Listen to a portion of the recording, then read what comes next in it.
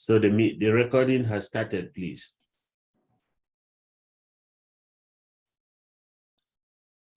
Okay, got it. The same username that I set up before. Okay, are we ready for me to get going, Michael? Yes, Madam Chair, you can start the meeting right now. The record is on. Good afternoon, everyone. This is the Tucson Pima County Historical Commission Plans Subcommittee, July 25th, 2023, called to order at 1:02 p.m. Now, I'm going to ask you before I do roll call to please mute yourself unless you're speaking, because we have a lot of people on and there's much feedback. And also because I don't recognize that that you have attended meetings before. You know, as chair, I will ask you to speak and present, and then you can raise your hand using the raise the hand function. I will call on you if you have questions and so forth. So we have a long meeting, and just so that everyone knows, I have to be off at 3. So then I'll have to ask another commissioner to chair if we have enough people. Okay. So I'll go ahead and call roll. Terry Majewski is here. Carol Griffith. I'm here. Savannah McDonald. Here. Joel Ireland. Here. Okay, and Commissioner Mulder is not on today, correct? That's correct, Madam Chair. Oh, thank you. Let's go ahead with item 2, which is approval of legal action report. Okay, so there we go. In minutes for the meeting of July. Whoever is talking, please. Okay, so that helps us ship out. But for, Okay, I'm sorry? I will move over there to another room. Yes, I'm sorry, someone else was on the other So, Ken, I can still hear. side. This set up so that. Hang on, let me just go a little back here. Okay. Anyway, item 2 is approval of the legal action report / minutes for the meeting of July 13th, 2023. Could I have a motion to that effect, please, as submitted? Sure, I will move to approve the legal action report for the meeting of July 13th, 2023 as submitted. Thank you. And who will second? Joel, second. Okay, thank you. Is there any discussion on those minutes? Okay, if not, I'll go ahead and call roll. Terry votes aye. Savannah? Aye. Joel? Yes. Carol? Aye. Okay, thank you very much. Item 3, we'll move right along. Historic Preservation Zone review cases that we review under UDC section 5.8/TSM 9-02.0.0 Historic District Design Guidelines and Revised Secretary of the Interior Standards and Guidelines. Case 3A is 10 East Broadway Road. That's the numbers TPPRE 0623-00255. This is for a rooftop addition. This is a courtesy review in the Downtown National Register Historic District. It's a contributing resource, and we'll be using the rehabilitation standards. Michael, do you have any background on this case? No, I'll just let the applicant proceed to do the presentation, but basically what it is they're just trying to do an addition to a contributing resource. And as you know, by Secretary of Interior standard, the additions have to be differentiated from the old, but still compatible with the existing historic guidelines. So basically, they are here to talk about the massing. They'll show you some concepts as to what they are proposing to do and get some guidance from you. Basically, they have a concept with some plans that are out there. They want to show you the materials and everything to make sure that it is different from the Westerner as it is existing, but still compatible with the old building. I believe that is the brief introduction I can give, and I will turn that over to the applicants to present the case to you. Okay, before we do that, Michael, is this going to turn into an IID case? I'm not sure whether they are going to use an IID or not. But right now it's a courtesy review. Right now, Madam Chair, it's a courtesy review. They just want to get feedback from you on what they are proposing. And I believe after that, they will then decide what they intend to do. Okay, sounds good. And who will be presenting today? Who are the applicants? And because it is a contributing property in the downtown area, whether they use the IID or not, they are still obliged, they are required to go through the historic review process anyway. Okay, but so this is just a courtesy though to start it off. And so who will be presenting today? Please give me your name and your affiliation. Thank you very much. My name is Ryan Rapucci with RAH Architects, representing the client, which is Equilibrium Properties. Okay, and I'm sorry, what is your architectural firm? RAS? RAH Architects. I think I have seen you before on a meeting. Yes, this is a reboot, so I appreciate it. Thank you. Okay, and the client is again, I'm sorry. Equilibrium Properties. I can send you the full spelling of it, so we don't have to go through that process. I got it, no worries. Okay, go ahead and please give us your, just explain your project to us. Will you Absolutely. on the screen? Yeah. Am I free to share the screen? Sure. Yes, I think so. It says that the host has disabled participant screen sharing. Oh, shit. Okay. Let me. I thought you were free to just do that. Let me get While Michael is doing that, thank you very much for all of your time. I appreciate it. As a short background, we had actually reviewed this with you as a courtesy review, I believe a little over a year ago. So in the process of working with the client and then tinkering with the overall design, we've met with Jody now twice in reviewing kind of our waypoints. And Jody made the suggestion that we come back as we are theoretically ready to kind of push this thing forward. To your earlier point, I think we are going to be initiating an IID review due to some of the items that are going to be taken. Ryan, you can share your screen. Great, thank you, Michael. So that is on the table, but as you both had mentioned, this is really just a courtesy preliminary review. And my intention today is obviously to get informal comments, but just basically understand what the barrier to entry is to even address this addition. Because I've explained to my client that this is a lofty goal, no pun intended. And we seek your guidance to figure out whether or not this is even a feasible project based on the historical label of the building. So as I mentioned, this is a project that we had previously reviewed. The Westerners on 10 East Broadway. It is I believe a four-story building. The portion of the project that we're going to be inhabiting is this roof structure right here. I do want to note that we believe that the project originally, and it's only we believe, looking at historic documents, that this project was slated to have additional floors on it at one point or another. So I think that was kind of the introduction to the client proposing that floors were going to be added, and the floors that are going to be added are going to be residential in nature.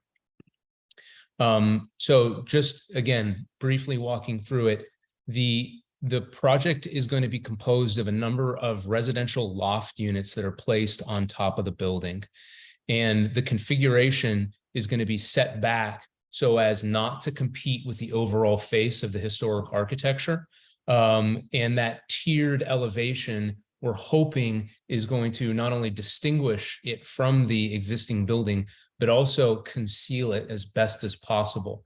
But I think one of the big things that I wanted to address in this meeting was, and it is my understanding that the documents that guide kind of historic work would suggest that I'm allowed to place one story on a historically contributing structure, but the idea that we're adding technically 2 stories is where we come into kind of question as to whether or not this is a valid proposal.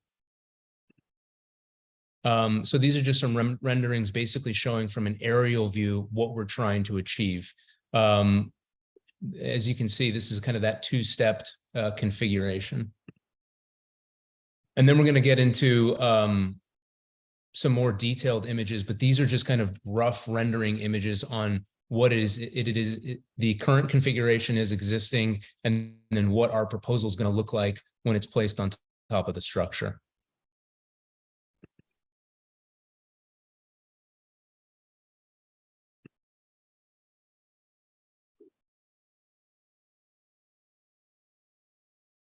And just to note, so all of these vantage points were taking from a certain distance that you'd be able to see some of the new structure. So what we're trying to capitalize on is the idea that in some cases, and I'm sorry, I'm backing up. In some cases, you will be able to see the structure as it's setting on top of the roof. And then in other cases, from different vantage points, that starts to minimize.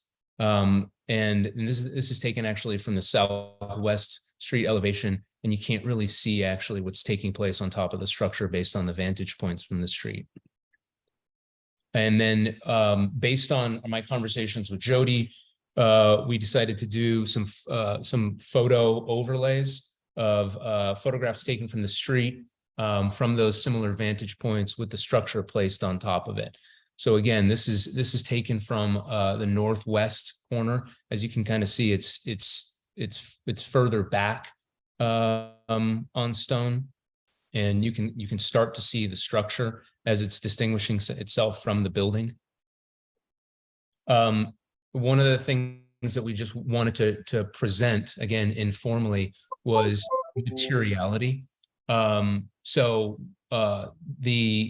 At this point in time, the structure is going to be just a frame structure, whether that's steel or wood, we really haven't determined that, but it's going to be a stucco envelope.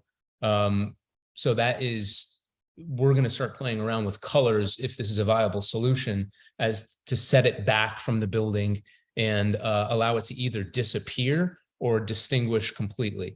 So the previous example was just a white stucco box, series of boxes tiered on top of one another. And then the next is playing with a series of colors, one that complements off of the existing building. And our thought process was, by utilizing the color, we're hoping that it actually sinks back into the background as it starts to tear back from the current profile edge of the building. And then the flip side is potentially mimicking a color on the neighboring building so as to allow it to seemingly disappear as best as we possibly can. Here's another image, and you can see a glimpse of the two-story loft structure above.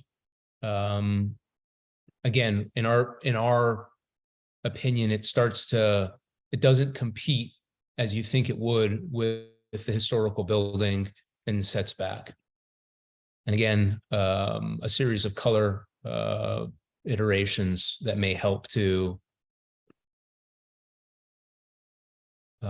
lessen the proposal. And this is an image from the eastern side of the building. And so you can see it based on the tiering that we've created. We've stepped the building back as far back as we possibly can from the northern face, which is the northern face. So even when you're on this main road, you won't be able to see the structure. And this is across from stone. So the introduction of the new stories won't be seen at all. As you step further and further back, obviously the perspective widens and you're going to be able to see it a little bit more.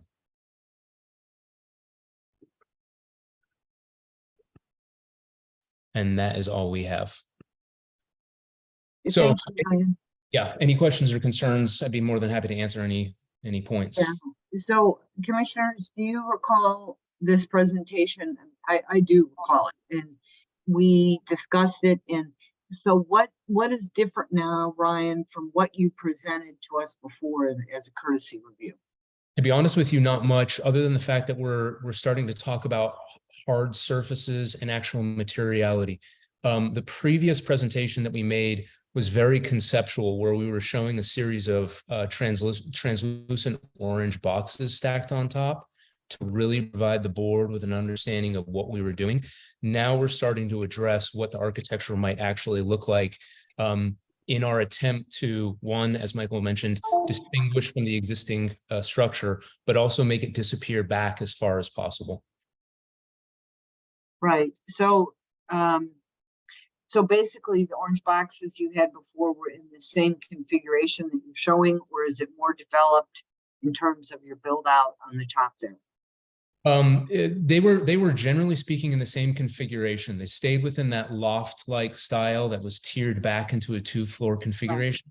And But same again, height? yeah, Same height, same height. That's correct. right. And so basically, you're not really sure what the internal materials will be, but it will be a stucco envelope. And really, so we're looking at, commissioners, I recall that we felt that this worked with the step back and with the fact that the buildings are so tight downtown that you aren't going to really see it from standing in front of the building. I mean, you're going to see it from farther back, but you know, that's what I recall. I mean, you all may recall differently, and I didn't go back to the original courtesy review of this. But so I think we need to hear about that and then about the colors. So really the primary thing is ask questions. Let's hear what your feelings are about the addition. Who would like to start? Do you want to start, Carol? Yes, I think we really discussed this in a lot of detail. I Yeah. thought the last time we did this, and that we felt that the additions with the setback were fine. And there was discussion of the colors as well too. And I can't remember now exactly what was said, but it was, I think the gray and the white was discussed. And there were some recommendations at that time on that as well.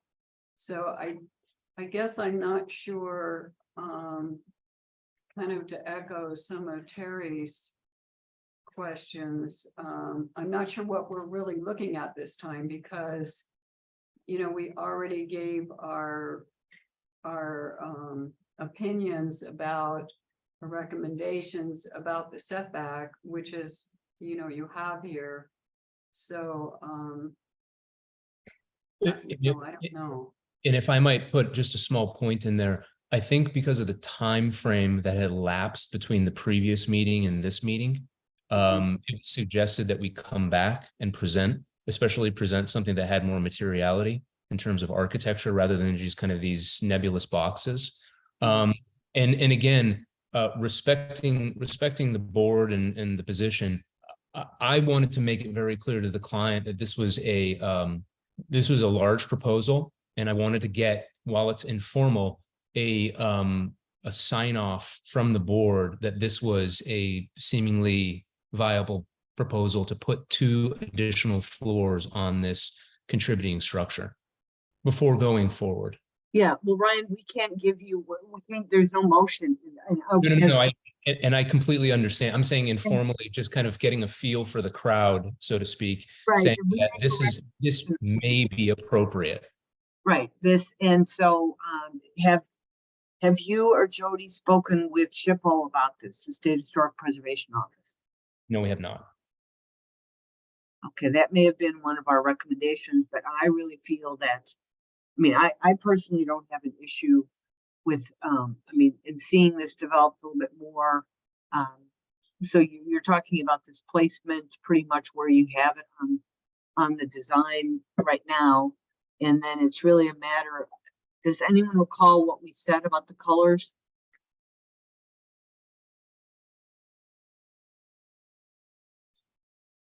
I mean, the distinguishing. I don't. Do we have, Michael, do you have I looked to see if I had a copy of those minutes and I didn't, but. I can find them do you know the date?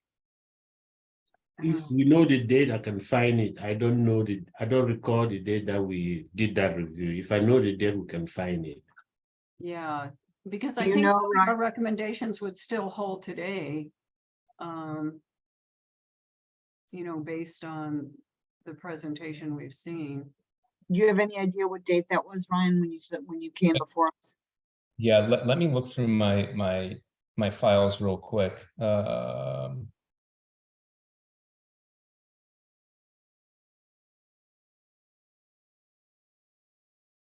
I mean, can we comment on what's presented now? I mean, I Yeah, think that there are two, I think, compelling and reasonable options or alternatives that are shown. And they both look fine and compatible to me. I mean, the colors.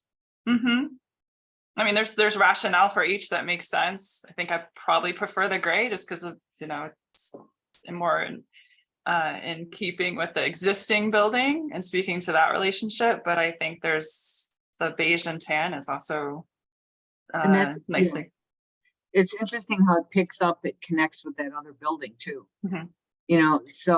So I think either one of those is fine with me as well. And if, you guys could continue to develop that. I kind of like the gray myself because it looks very, I don't see it as not being distinguished because, it's a different thing on top of that building. Or does it seem to you, Savannah, that it's this, that would be an original feature of the existing building? Do you know what I'm saying? Yeah, I see. I think it's distinguished enough, and yet, it's also respectful. It's Yeah. still gray, but maybe a cool gray. I mean, there's a story behind it. Yeah. Yeah. So what do the rest of you think? Sorry, just as a point, that date that we met last time was January 27th, 2022. Okay, because I remember that one. I can look at it I can grab that if people want to continue. Like Joel, what are your thoughts? Carol, what are your other thoughts? I will find that. This is Carol. I'm fine with either one of the colors. I mean, I think that the gray is nice. The white is not bad either. So I don't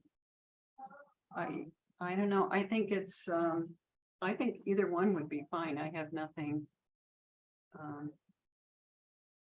No objections to either one of them. Okay, Joel? Yeah, I agree. I think to my eye right now, I prefer the gray, and I think the drawing, I'm not sure I have the proper architectural language, but I think the drawing as it appears with the gray is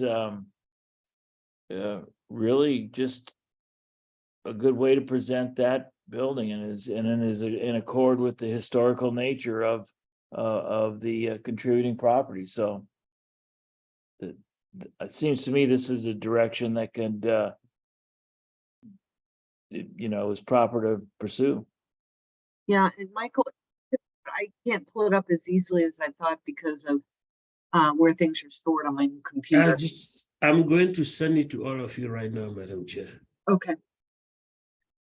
And then we can send Ryan on his way after we look at that quickly. I'm just going to send it to you via email so that you guys can get it right now. Okay.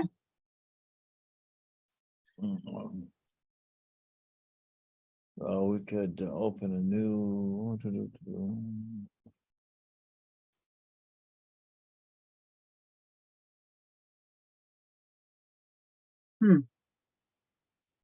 Okay. 10 East Congress. I'm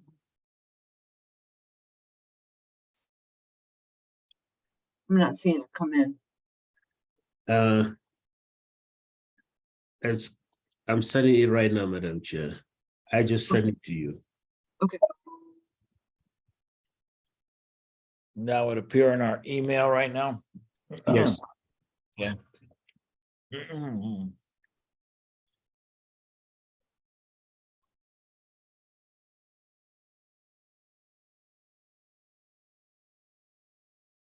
Has anyone gotten it yet? Just a second, I'm looking. I have. Yeah, it hasn't come in for me yet. You want to pull it up and look real quickly?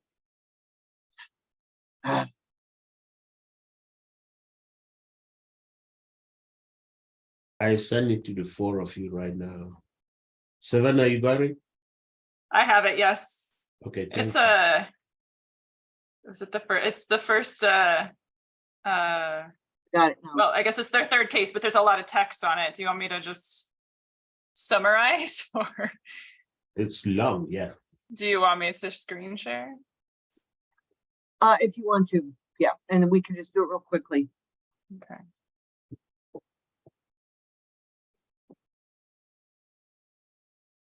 Yeah, I'm getting the same host disabled participant screen sharing. Oh my God. Let me see if I can just read the right part. Give me a second. Do I need to stop sharing? Is that maybe what I'm? Yeah, you probably need to. Savannah, you can share. I made you a co-host. Here we go. All right. One of my lengthy summaries. You were descriptive on this one, Terry. Well, yeah, Let's see. are you here? Okay, Heights were discussed. Let's see. and if the height hasn't changed, it shouldn't be an issue, and Ryan said they would be the same height. That's correct. It looks like we were considering, or at least Jody was considering going to SHPO.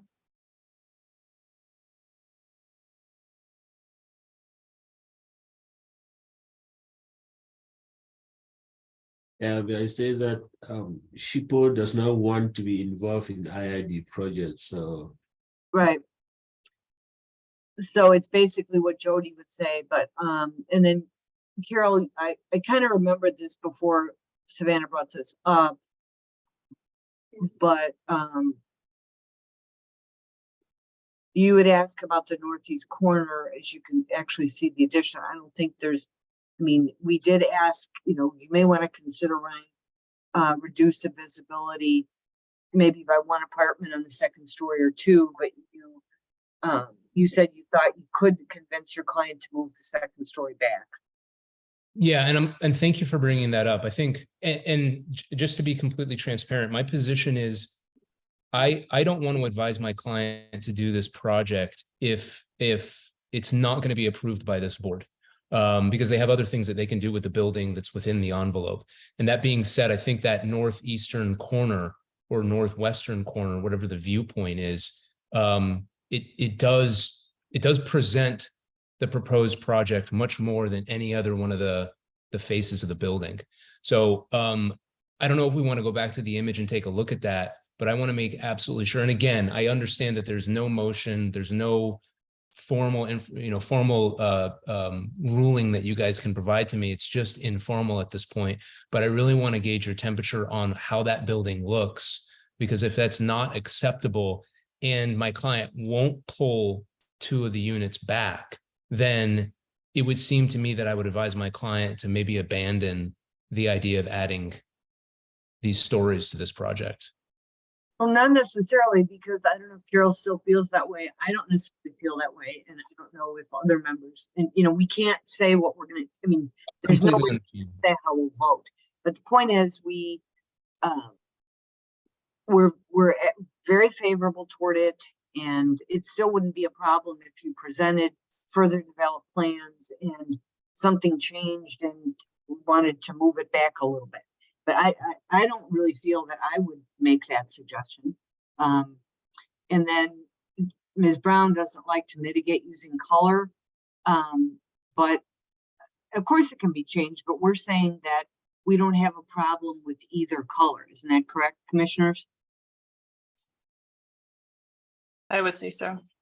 So it could be changed, but we could say that, it needs to be in this palette. I mean, I doubt that you would paint them orange or something. I mean, that would be silly. So anyway, let's go ahead. Adjacent building. Well, Ryan, just note that because these are still all concepts that you are presenting today, these are not the actual plans that you are going to present, and the subcommittee cannot make a decision today. It is very difficult for them today to actually give you a yes or no. I think that's what you're looking for, but No, and frankly, I'm not, yeah, and Michael, I'm not looking for a yes or a no. I understand no one can give that to me at this point. Okay. Just kind of reading the temperature of the room is essentially what I'm trying to get to today. And at this point, it sounds like this isn't the end of the world, right? This isn't a hard no. I'm not adding 4 stories to the building slammed up against the perimeter. So right now you have 4 people, so maybe by the time you come back around for a full review, there may be 6 or 7. so the thinking might have changed at that time. true, yeah, But yeah. all of us were there for this previous review. Correct, Samantha, you were there. Yes, I remember. Mhm. Yeah, so I mean, I think that you know, you might want to reread this and just see. I mean, for example, Commissioner Rio has talked about the light gray color. We were talking about the light gray. Let's see. Yeah, it looks like we asked for a color study, which he has provided now. Yeah.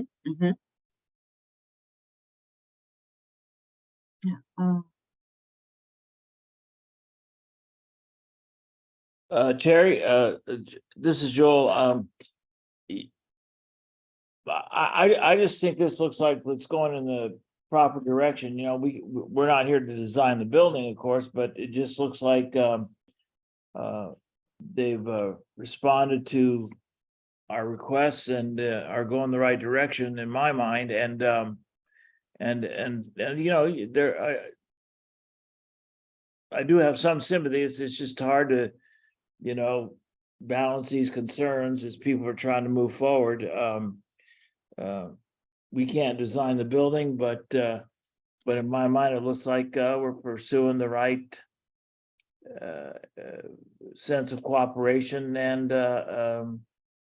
moving forward. So that's one commissioner's input. Yeah.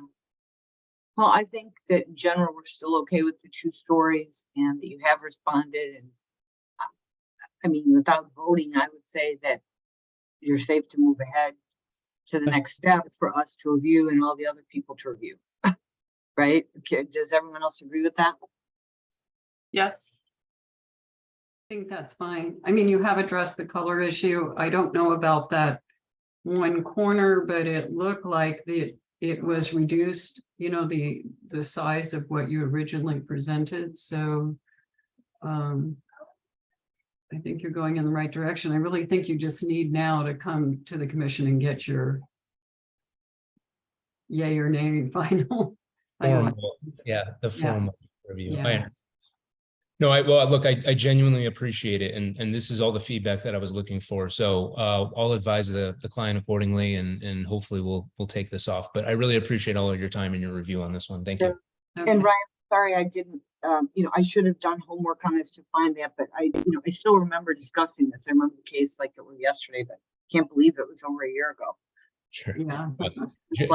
Jody was very good to review that letter and note all the things that we had to present again. So we're great. You know, she's very thorough, and so is Michael. So anyway, thank you so much. And do you have any other questions of us? No, this was very, very helpful. I appreciate all your time. Thank you. Okay, take care now. Bye-bye. Take care. Bye. Okay, we'll move on to case 3B, which is 414 North Toole Avenue. The case number is TPPRE 0723 00266, mural on the southwest wall. This is another courtesy review. It's in the Warehouse National Register Historic District. And I think we have Ken Carroll's here from the Historic Depot. Is that true, Ken? Are you here? You might have to come off mute. Unmute yourself. Oh, let me see.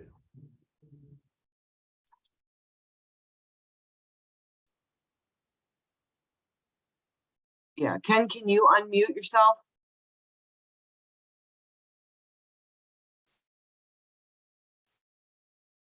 How's that? Can you hear me now? Perfect. Yeah, okay. Okay, So- and along here should be Bill Singleton, the muralist, should be on as well. Bill Singleton, the muralist, okay. so he can answer any technical questions as it relates to the paint or the quality, et cetera, on that. So I just want to introduce. Okay. And again, thank you, Dr. Majewski, for allowing us to present. Oh, no problem. Do you want to go ahead and share your screen, or do you want Michael to do it, or do you have plans? Yeah, go ahead. I don't have, Michael can share the screen. I think we submitted the photos back with through. Michael, can you do that? Yeah, let me get to it. I didn't leave it open. So you've got a full picture of the wall. Yeah. While he's doing that, the issue is a historic mural that'll be on the facing Toole Avenue.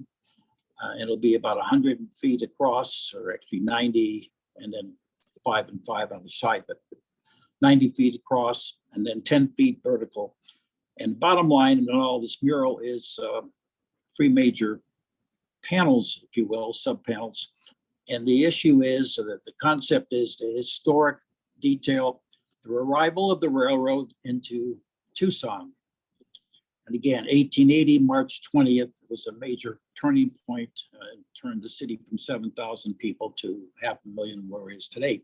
And so panel 1 on the left-hand side, when he gets it up there, you'll see the folks working the arrival, working the track workers, and the role of the Chinese community, the water boys carrying the water buckets. Also, Tully and Ochoa, you'll see the freight wagons. That those 2 gentlemen made the push to the legislature to have the railroad come down to Tucson. And this was Can you again see my at screen? their old. Bill, you on? Can you see my Yes. screen? Okay, and then, okay, good, you got the picture in front of you there. And so both the cross section of left to right, facing, and then of course you see the detail there with the wagon, and then this picture here in the middle with the locomotive, that's the arrival. That's 1880, March 20th. And then the next phase, now it's 1950s. If you see you recognize the board there is a station wagon. A lot of people don't know what a station wagon is anymore, but it was the wagon that you took to the railroad station. But again, the arrival, and it shows in terms of Tucson, how we started out with just the background that you see with the Pony Express, and then you see the Ochoa and Tully freight wagon, and then you go panel 2 to the arrival with the people there. The man holding the spike is the silver spike, and again, the original silver spike is kept at the Arizona Historical Society. And every year at March 20th, or close to that 3rd Saturday in March, we bring out the spike and have a ceremony, and bring out also the folks who are the great descendants of the people who are here, such as Drachman, such as Ochoa, such as Tully. They are the great grandsons. And then they give a little ceremonial speech. So part of our mission is to do education through entertainment. And so, and then of course it's multicultural. And so in this process, we've checked and worked closely with our brothers and sisters in the Chinese community. Sandy Chan's been invaluable, but a strong critic in terms of details and how we want this to be realistic. We want this to be inclusive. We want this to be multicultural. And so that's, when you look at panel 1, you'll see aspects of that. When you go to panel 2, you'll see again the crowd gathering on that important day, March 20th, 1880. Panel 3 then, okay, now we've moved into the arrival, now the Tucson's become a destination, and people come here because of the climate, and the trains bring the people to Tucson. And eventually you can see that going to, I don't know if you can read that little description on the station wagon, but it's a little, a dude ranch, no particular name on it, but just that. So this is kind of a pictorial, if you will, historical, detailed, multicultural events, plural, that took place. Yeah. As far as getting background, and I'll turn it over to Bill, but we met with several people, Steve Farley, Ken Scoville, historians, Bill Call, certainly folks in the Chinese community, the Buffalo Soldiers representative, and getting input as to what is significant and appropriate. And from there, I've also got letters. Now I went over and talked with our neighbor, Richard Osrin and Shana. They're, of course, they have the hotel next door here, Congress Hotel, Maynard's. Fletcher McCusker sent a letter of support. Kathleen Erickson, Downtown Partnership. Steve Kozaczyk saw the rendering and he said, keep me posted, I can share with you. And so on and so on. So I just wanted to say a little background. So we've been working on this for about a year with the renderings and with the people nearby. And of course, it's not residential here. Yeah, Ken, before you go on, could you go to the top picture again? So it says that it's on the southwest wall of the historic depot, correct? And Okay. so the entryway is where? On the other side of the building? South Yes. or on the Yeah. corner? Yeah, if you go back to the, let's see, drop down, get one more panel there. Because then you did an overview of the whole complex. If you can do a 360 on the, Yeah, that'd be good. just so you can see what we're talking about as far as the outside exterior. We did send that in. I know you have it. I just want it on the screen here so we can. So, It's the artwork file.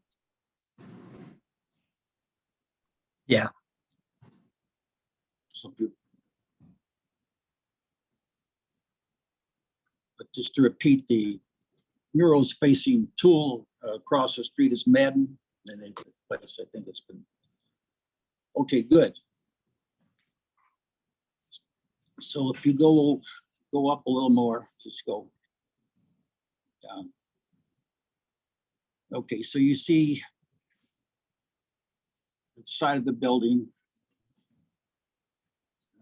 the lower, and you can see the front that's facing Tool, the lower glass. So, Okay. so the murals are facing Tool or are they facing the train? Okay, Tool Avenue. So go, yeah, it's facing Tool. If you look at that lower right, you see that little wagon down there? Yeah, Yeah, okay, now just walk around the corner there. Just if you can get your arrow to go a little bit more left, left, left, left, to the left, left. Okay, along. Okay, now walk along that. That's 90 feet then. From that point on, all the way to the parking lot, which is north. You're going by northwest, and then you can see the trees and bushes, and then the Tool Avenue is just 10 feet to the so the west. main entrance is where? Repeat, Terry, Dr. Matusku. The main entrance is where? Oh, to the museum would be a. It go to the lower panel. Okay, the second one on the left. Okay, you see that? Now go to the. That's one panel over there. But now go over there to the.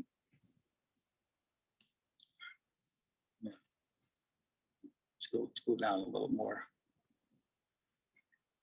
So on the up, you don't have that picture of the entrance because it's facing towards the tracks. You don't see the entrance from Tool Avenue. Okay. Okay, so look again on this panel here. You have four of them on the upper right. You see that? You can see the bare wall, south and west wall, and then you see that little wagon there. Yeah. Okay, now if you're going to go to the right, if you just move your arrow to the right and then go, the entrance would be on that, down that corridor there. Okay. And then, and the same, if that makes sense. So it doesn't interfere with the, as far as traffic flow. But the idea here was to have these panels so that would be educational as well, so that working with school, to figure out, as far as the school kids coming in, and we have tourists coming in all the time and back when school will resume. But again, the idea was to have some descriptors on the side here to describing, this is 1880, March 20th. This is the anticipation of the railroad coming in with Tully and Ochoa. So describing that. So it becomes an educational, informative, detailed, historic, multicultural piece. Okay, Ken, let me go ahead and ask, have you finished showing the images so I can ask commissioners what their thoughts are? Okay. Bill may be, he's on there as well, but this one that Yeah. you see here is there. Okay, I'll keep quiet, let you go. So commissioners, there to ask, he's the artist, if you have questions. And Bill, you also did the mural in Presidio, correct? Correct. So we're familiar with your work. So who would like to start if you have any comments or questions? Again, this is a courtesy review.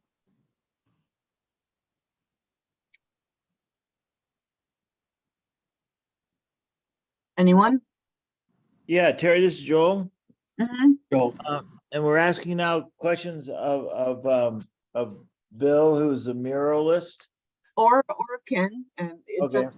Whatever you want to do about the project. In terms of the mural, it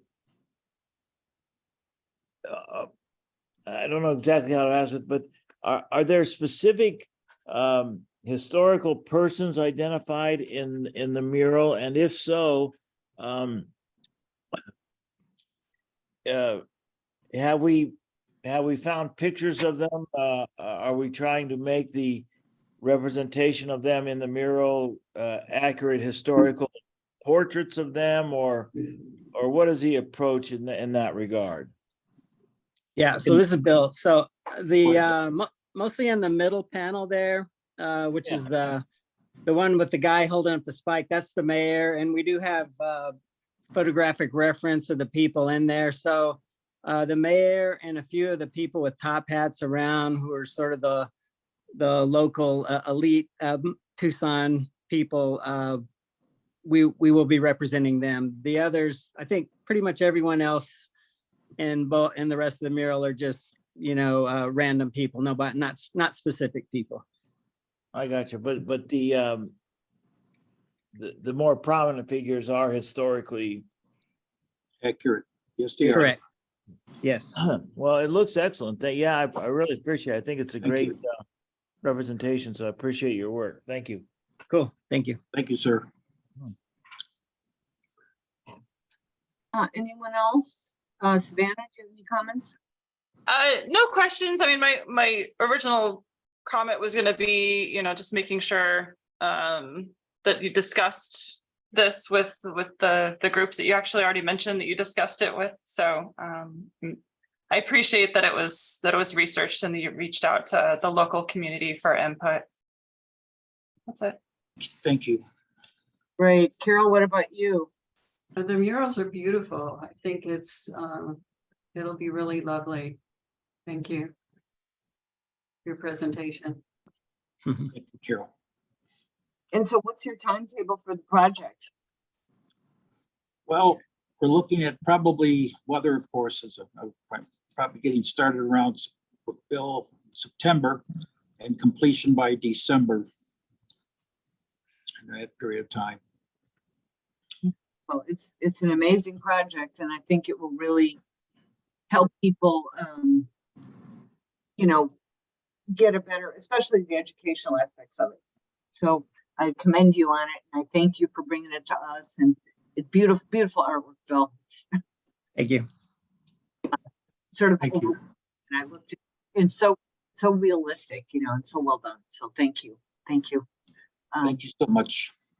All right, well, you guys take care. And Ken, I'm sure you'll let me know when it's done so that we can get out there and take a look. Oh, yes. Oh, yeah. And well, footnote to this. We're working also with the local schools here, as far as right here on Pennington. One school occupies the facility that was once used as a dress shop. And the other, both Imago and the downtown schools that we'll be having a couple students who will be represented in the process as we get started. The other part, I think Bill has suggested he wants to do a presentation to the schools about just 101 in terms of mural development.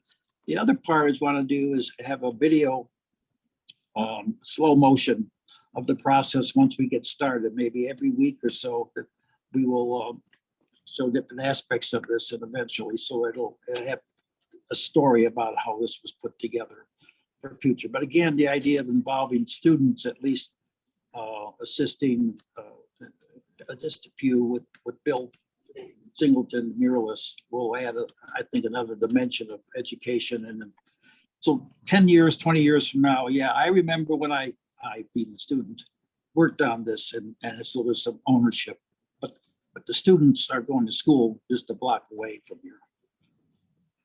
But Seal Peterson was her shop that the school's in now, but just to kind of FYI, a little historical perspective. I think that would help. So, Go ahead, Dr. Majewski. all righty. Well, you take care, and we will talk soon. Okay, thank Okay, you. thank you. Thank you both for coming. Thank you. All righty. Let's go on to item 3C then, at 821 South Fifth Avenue. The case D 0623-00065. This is for construction of an Arizona room and bathroom addition at the rear of the house. Full review in the Armory Park Historic Preservation Zone. It's a contributing resource and will be using the rehabilitation standards. So who's here to present this case, please? I'm Eric Gonzalez. I'm here to present the case. Okay, and Eric, who are you with? I'm the draftsman of the project. I drew the plans. Do I'm you, representing the client, Brad Pace. do you work for yourself or do you have work for a company? I'm work for myself. Okay, so, okay, And I'm Brad Pace, the owner. okay. Just sign out. Here. Yeah, although Eric will probably do the talking. He'll talk about the details. Please. All right, sounds good. So let's go. Michael, do you have any background on the case? Yes, Madam Chair. I did send the draft legal action report for this meeting to you, which was sent by the chair, which I can read it out to you. This case was reviewed by Armory Park on June 20th, and I'll just read the action that was taken at that meeting. Mr. Bill made a motion for the board to recommend approval of the project as presented with the following conditions. 1, the non-contributing polycarbonate roof porch, corrugated roof extension, and metal pop out window be removed. 2, the 2 proposed horizontally oriented slider windows will be changed to wood, vertically oriented windows, casement stroke double hung and fixed, or a combination thereof, in the kitchen and bath. 3, stucco to match the existing with differentiation by a sweep screen line, stucco score lines. And 4, the system, if returned or relocated, should be to the rear of the structure. The motion was seconded by Ms. Bachman-Williams. A motion was recommended for approval by a roll call vote of 4 in favor and 0 opposed. If there's any further discussion that the board may want, I believe the chair of Armory Park, Mr. Burr, is signed up in this meeting. He might have permission from the subcommittee to pop in and give more in-depth. I was not at the meeting. Jody, who participated at the meeting, is not here. So, but you have the benefit of benefiting from Mr. Burr if you so choose. Thank you, Madam Chair. Okay, thank you. Let's go ahead and do you have a presentation to share, Eric? Yeah, I'm just trying to figure out how do I get it onto the on the chair here with so it says hosted disabled to sharing. We'll have to fix that. Who is this again? Are you Eric? He's Eric, yes. Okay. I am going Yes. to. I got two screens up here. I'm going to make you a co-host so that you can share your screen. You should be good to go now.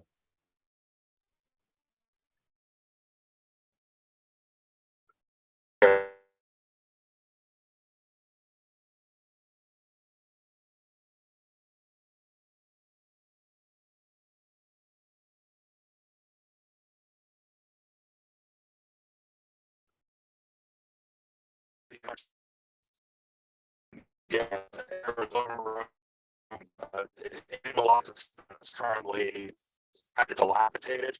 I think whatever work had been done in there previous to his ownership had ever been permitted. But he basically kind of wants to clean that Will up. you mute your speaker? Yeah, I can't hear, Madam Joel. Yeah, you were fine before, but I can't hear you very well right now. Okay, hang on. Can you hear me better now? What, can you hear better now? Joel? Marginally, yeah. Okay, go ahead. Try to go ahead. Okay, so in short, the project is to give him the ability to have a space where, you know, he can have a laundry room that isn't out in the rain, and in addition with that, an extra bathroom, and to turn that little corner of the house that's currently, you know, had like some sort of structure constructed over it into a nice sunny room. So that's really the project in a nutshell. The project is not visible from the street and has minimum views from the neighbors. And we were going to keep with the, you know, flow of the house in terms of the way the house currently goes. We weren't going to build out of the footprint really, other than filling in that corner.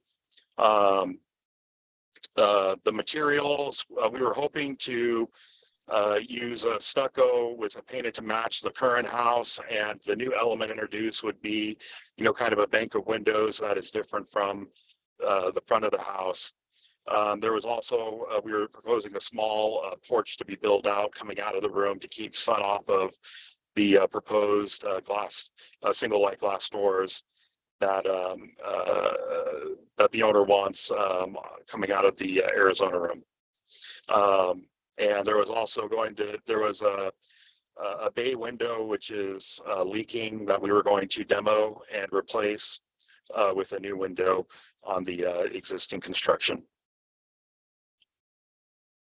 And real quickly, that window, that bay window that Eric just talked about, was decided to be, you know, 2 side-by-side double hung wood windows.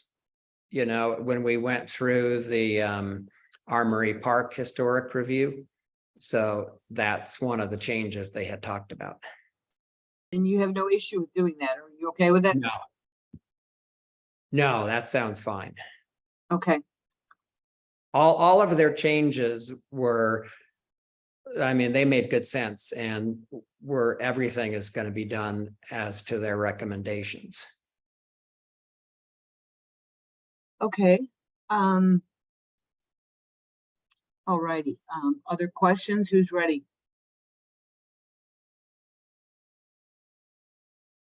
Or do you have more to present, Eric? Are you ready for questions? Well, that's the project in a nutshell. I have some photos of the surrounding buildings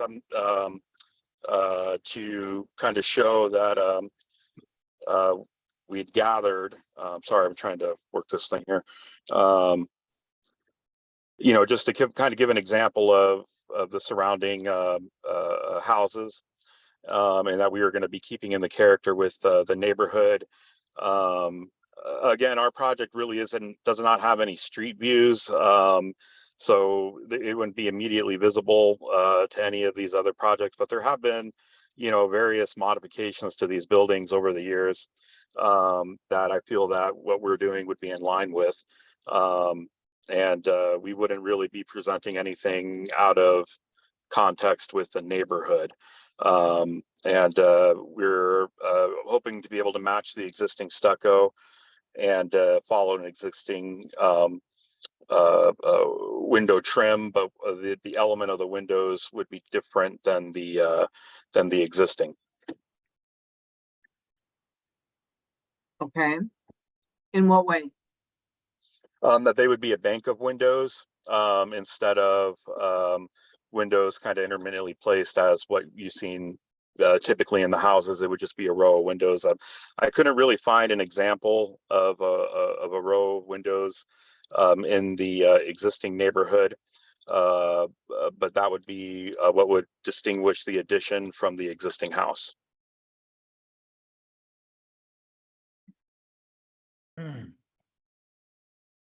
Okay. All right, so I guess we're ready for questions. Who would like to start? I'll start. I guess I have a lot of questions. I don't see an existing floor plan, so I'm confused. Is this, and I also don't see a section. Is there a new roof proposed? Just there's a lot of questions. Are there existing windows you're removing where you're placing the bath and laundry, things like that? Okay, yeah, 1 second. yeah. I can As answer that. as Eric is finding that, I guess one thing that I can say that I guess I wasn't expecting in this meeting is after going through the Armory Park historic review, I thought this was more just a formality once they approved it. So I guess we weren't really planning, a big presentation. Oh, absolutely not. We each Right. are separately. We have different, we can make the same recommendation. We try to honor what they try to learn what they've said, but this is the second part of the process, and it's not just a formality. It's we can Okay. different comments. This is new for me. And we both make recommendations. The planning director ultimately makes the decision. We do not make the decision. We only make recommendations. So these questions you will have, we have professional architects and other types in this group, people that do this preservation for a living. So you may get different questions entirely than that. Okay. So these are Okay. good questions. So we need answers, please. All right. Well, thank you. Sure. Yes, can I, sorry, can I kind of go back here to I don't know if you can see on my share screen. Can you guys see that? Yes. The floor plan? Yes, okay, so that area where it's currently an Arizona room is currently just really just kind of a walkout patio, and there had been a previously constructed little it's not really a porch, it's just kind of like some build out there that's kind of falling apart. So we're proposing to demo that. I'm going to swing back to a picture of that if I can here. Sorry, this is a little difficult to navigate. I have a picture of that to show.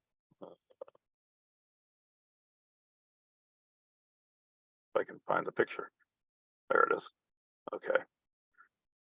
So if you can see here, the southeast corner looking north, that's the structure that's currently there. You can see the existing laundry. And so really this is what we're talking about demoing, which I don't believe was ever permitted. Somebody just did this at some point in the past. It doesn't belong with the house. It doesn't really look good. And this is what the owner wants to correct. And we're going to basically just infill that little area where this existing structure currently is. And that's going to be the new build. So if you can see down here in this kind of floor plan, that shows the existing floor plan, and we will be filling in right in here with the Arizona room and the new proposed laundry closet and a little bath there for convenience for the outside. Sorry, just does that clear up your question about what it is we're actually proposing? I mean, now that without having an existing or demolition floor plan, it's unclear that you're removing structure. I think that's missing from the drawings. It's still unclear to me. I'm looking at the photo you just referenced. It looks like that wall has a big window on it. It's kind of behind a ladder, but it looks like there is a big window there. I mean, again, it's really hard to tell. Is that against that wall, there's some glass block. And that glass block would be filled in. Yeah, if you can blow up this area here, Eric, I mean, that would kind of show it. Yeah, That- let me hang on 1 second. Actually, that glass block isn't changing. The window you see here, nothing. This is the back of a bathroom right now. And all of this is gonna look exactly the same. Right, that's gonna remain. Sorry, that's not changing. Yeah, That's yeah, gonna that remain. all remains the same. We're not taking any windows out. We're just, you can see where there's like a concrete pad here. That's where the laundry room will be, on this side. And then a little tiny bathroom will be right there. And where you see this, this little piece of porch overhang they built here, and then this little piece of fiberglass overhang they built there. Both of those will get removed. And this existing roof line that you can see is this bend right here. This will continue all the way across. And this roof will come out just like that, like it is there. It'll just go straight across, and it'll make the roof flow better. But you'll be able to see this difference because of separation lines and the fact that the plaster isn't going down to the ground now. It'll be like 4 or 6 inches above ground, where it'll end on the concrete stem wall. So just trying to basically make the house more livable by enclosing this area and having the washer and dryer inside and having that extra small bathroom. These doors right here, by the way, that go to the backyard right now, we're going to match those on this side right here. We're not taking these doors out. These doors, since this room will be, there'll be a fair amount of light that comes in here. So we'll be able to close these doors and not necessarily have to heat or cool this part of the house if we don't want to. There'll be a little mini, I forget what they're called, but a little mini air conditioner and heater specifically There'll be a for mini split there. a mini split for this whole section. But the idea is to try to make from the exterior, make it look, vintage with the doors, and we're, all wood windows. Just trying to, and it'll be a pony wall. The windows don't go down. Eric can probably show you the back view of this. The windows don't go down to the ground. It'll just be a nice place to sit and look out into the backyard. That is part of the plan here. Intention is understood. Thank you. Okay, good. Are the existing doors to remain? Existing door will remain. The double door right there. The double door, yeah, that is French door. Yeah, the French door that's right here is going to still be. What about that window next to it? That's going to be a new window for the bathroom. So these doors are the doors he's talking about that are currently going into the kitchen. These will be relocated to the Arizona room, reused there basically. So those same doors will basically be moved to the new location, which would be currently here, and they're going to be moved over to the outside of the new Arizona room. And then this window here is the window just for ventilation into the bath number 2 over here. So the French doors are, even though they say they're to remain on your plan, they're to be relocated? Yeah, sorry. New ones are being built right here. These are the existing ones. Yeah, and new sorry. ones. Yeah, these ones here same. will match these ones over here. These ones are going to remain going into the kitchen. Then you're going to have the 2 new ones here. Sorry. Okay. The bay window, I know there's like an extension to it, but is the window itself original? What is that?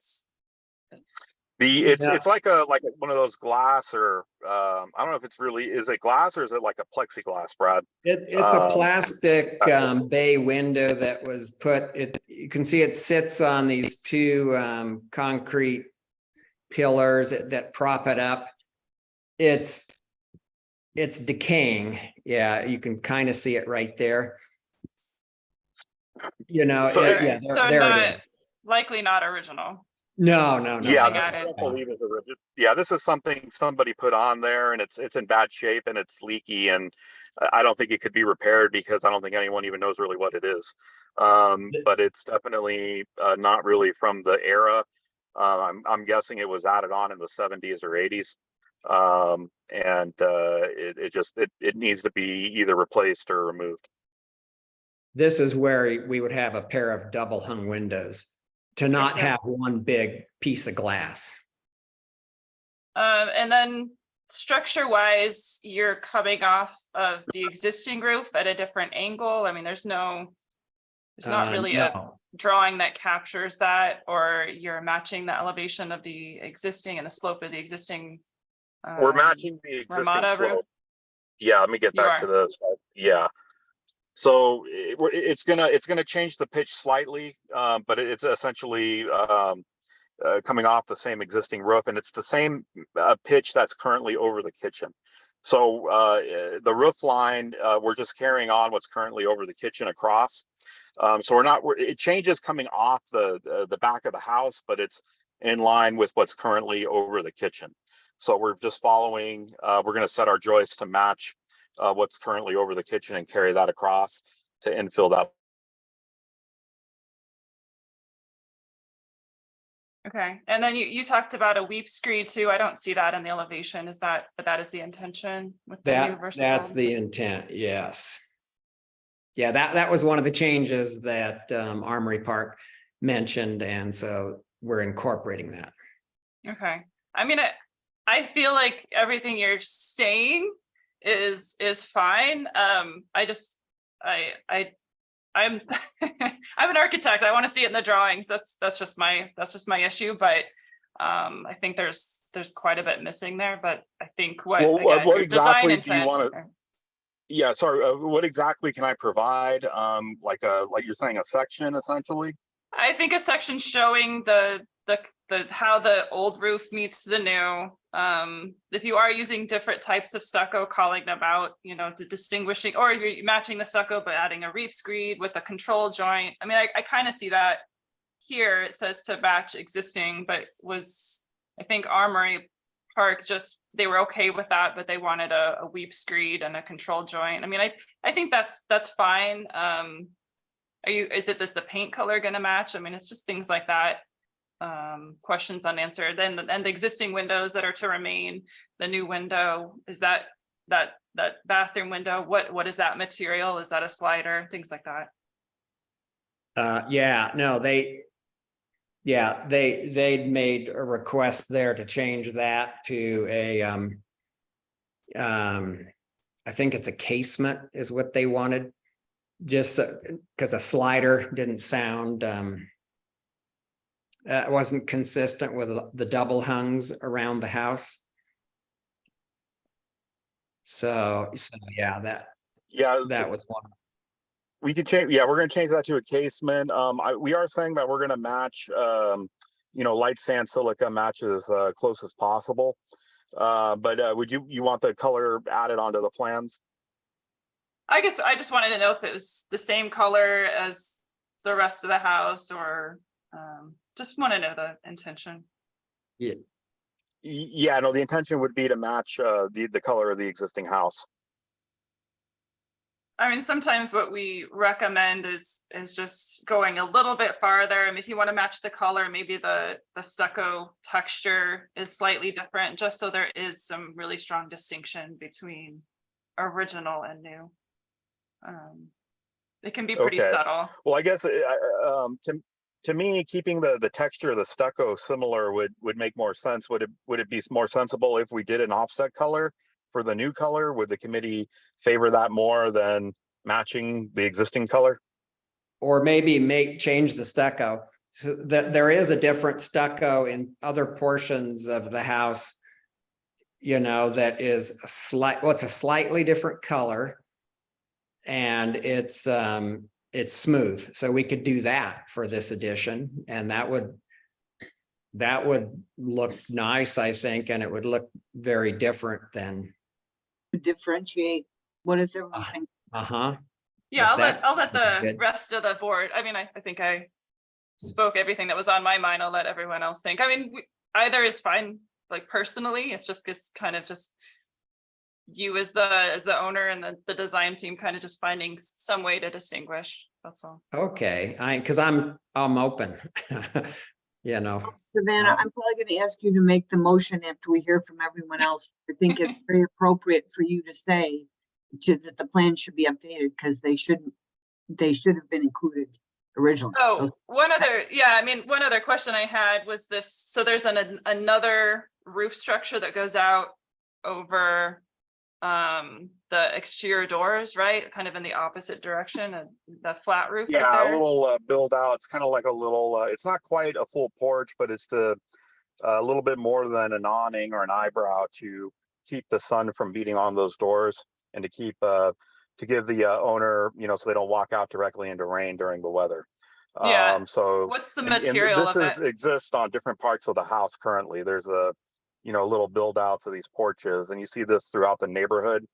So it's not uncommon throughout the neighborhood to have these little porches coming out, from the house, and in elevation. I think I have it shown over here. Yeah, I mean, so it's just a little build out. Yeah, I think it's fine. It's not, what is the material? Does it match the rest of the roof? Yes, it's the same green metal.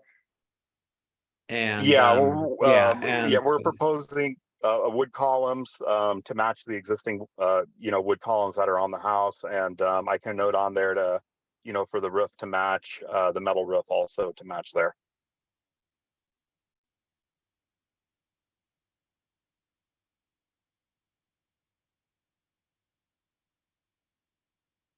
Now, is it okay for the changes that we're talking about? Can we write it up in an addendum of notes, or do we have to physically have the plan redrawn? Well, we need to finish the comments from the other commissioners, and then we'll make a motion, and then that recommendation goes, and you will get a letter from the planning director. Jody or Michael will send that, and it will say what you need to do. We're just making recommendations here. So let us finish. So Joel, did you have anything? No,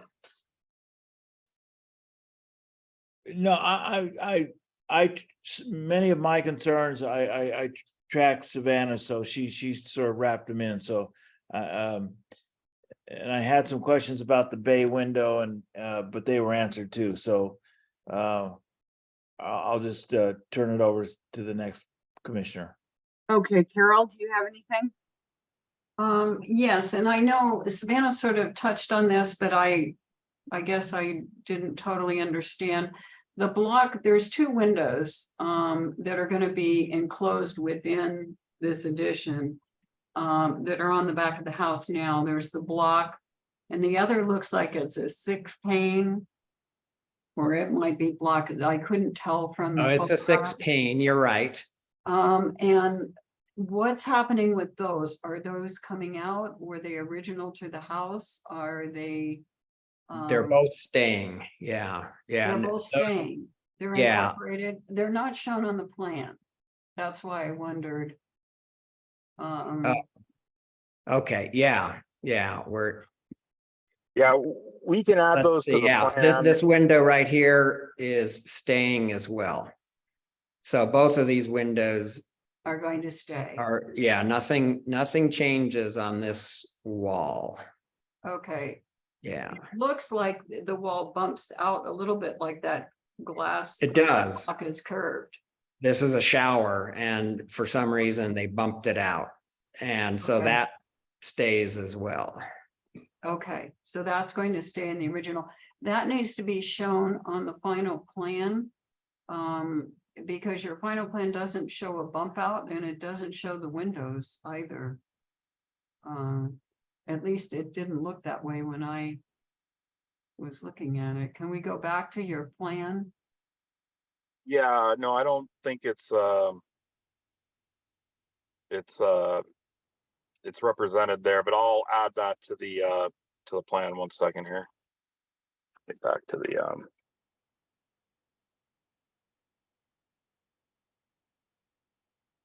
Yeah, it looks like the wall is just straight. That bathroom wall is just straight. It doesn't show the windows. It doesn't show. So that would have to reflect that those are staying in your final drawings that are submitted. okay. That sounds good. Thank you. That was all I had. Savannah, I think, covered everything else. Okay, I think that we have heard from everyone then. So Savannah, would you be willing to make a motion? I really feel very strongly about that the plans need to be updated because this is not, they're not complete.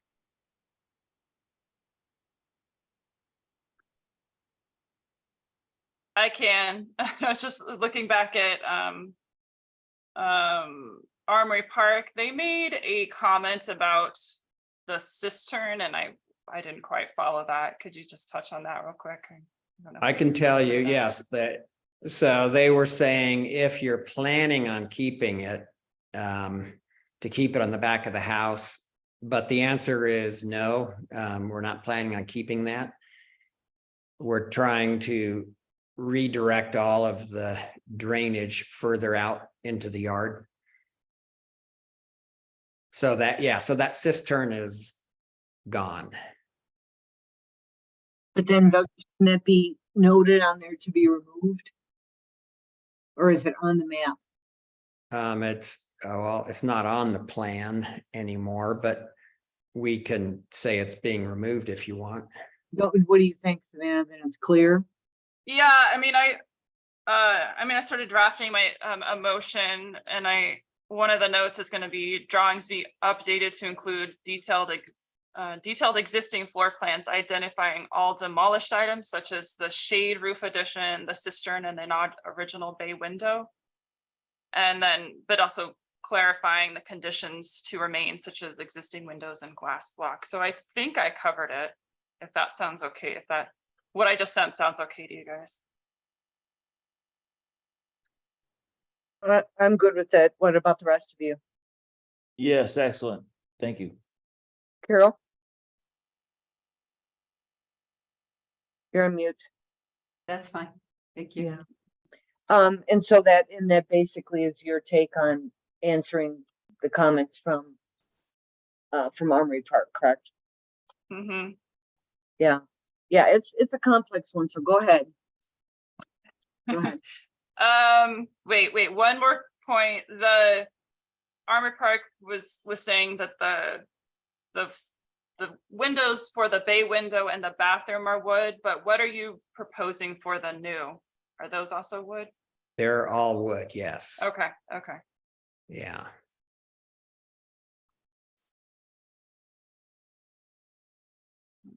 Did they say anything about the operation of those ones? Are No, they all fixed? They're fixed except for the pair of double hungs Okay. that, come off where the bay window is. And the casement on the, side where that new set of doors is. Okay. And that's the casement is at the shower, is that right? Yes, yeah. Okay.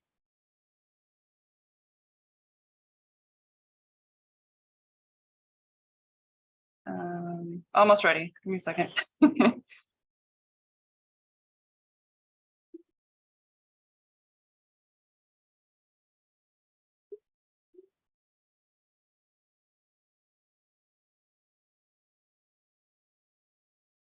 Okay. All right. All right.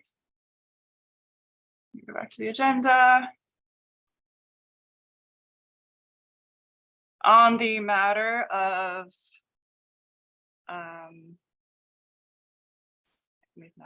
okay, 821 South Fifth Avenue, number SD-0623-00065.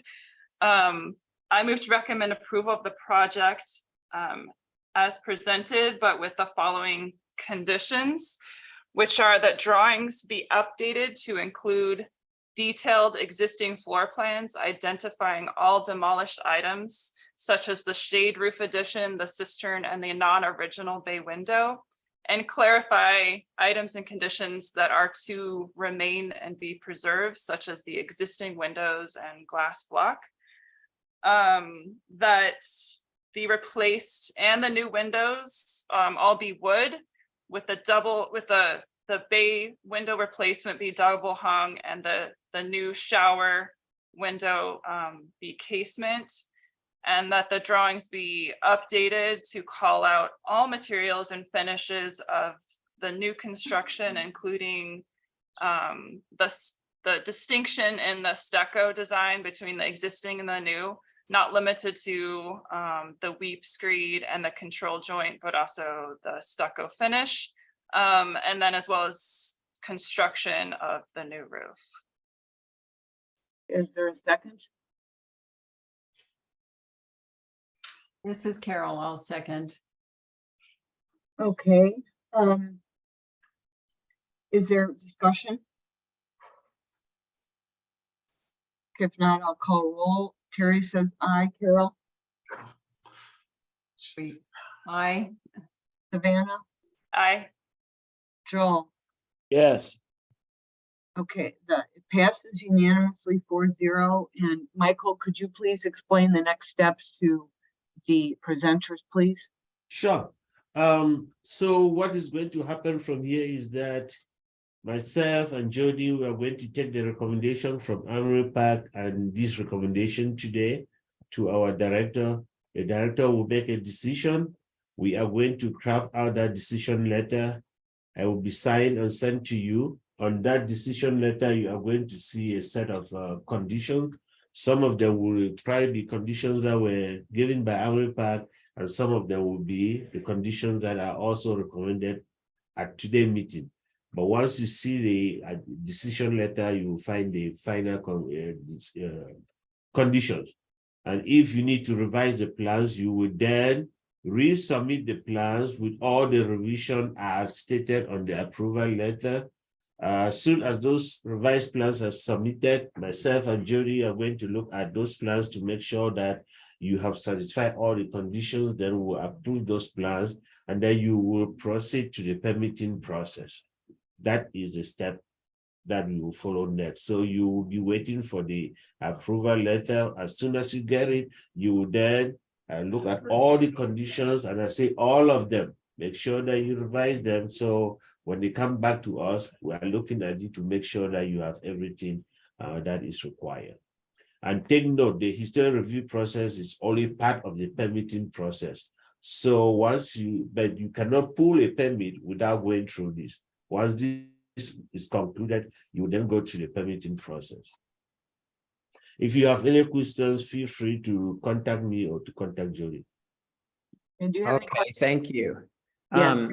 And Go ahead. just one quick clarification. So we change the plans as we discussed here and hand it to Jody, and she verifies it, and then we go into this next permitting process. Is that correct?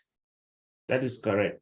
Okay. But as I say, make sure you get the approval letter before you start doing your changes. Okay.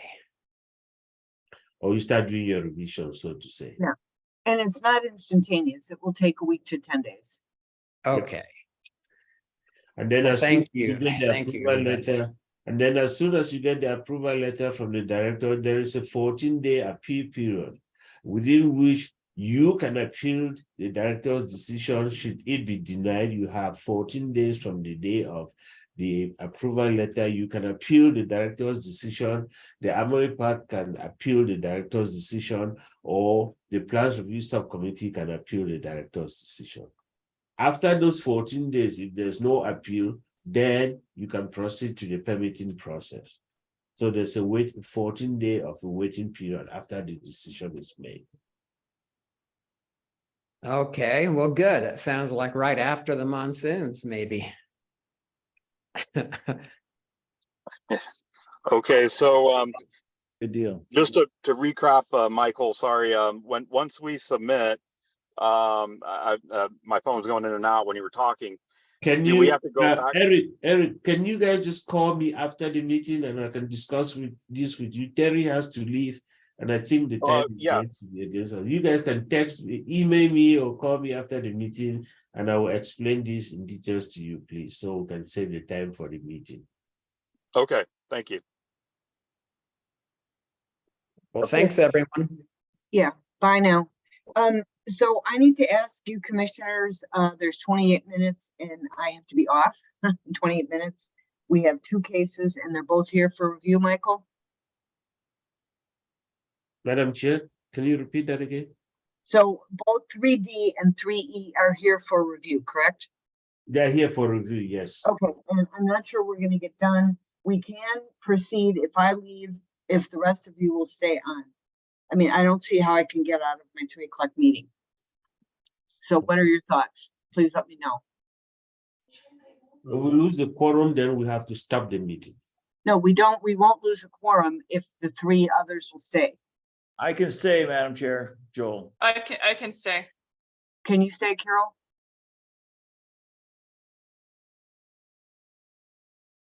Carol? Yes, I think so. I have a sick grandchild, so I think I can stay. I may be able to email people and see if they can Okay.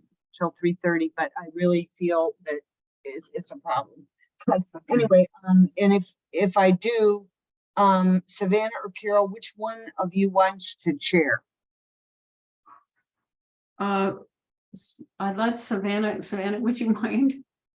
Yeah, If- sure. Okay. If you'll help me with motions, Carol. Okay, thank you. All right, so let's go ahead then. Item 3D is 427 South Elias Avenue, SD 0423-00041 and TCRES -1122-01099. It's construction of a 1-story addition. It's a full review in the Barrio Historic Zone Preservation Zone. And it's a contributing resource and we rehabilitation standards. Michael, can you give us some background on this, please? Yes, Madam Chair. This project was reviewed by the Barrio at this meeting on May the 8th. At that meeting, and I believe I sent this to the subcommittee. At that meeting, they had so many questions that they were asking the applicant, and they ended up continuing the case because they had issue with the fenestration not being consistent with the barrio.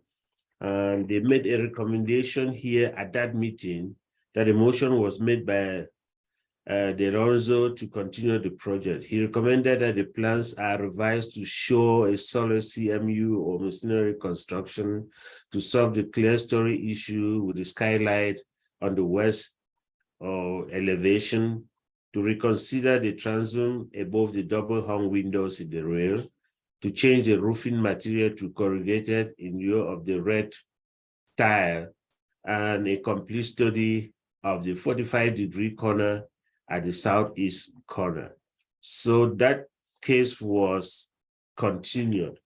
Then on July the 10th, 2023, did not provide you the legal action because Jody is still working on that legal action, but she did provide me 3 things that were made as a motion. That Nell made a motion to approve the project with the following conditions for simplification of the plan: that the setbacks to be removed, that they should resolve the protrusion at the front facade, and then they should modify the proportions of the 3 glass opening on the front facade above the proposed porch.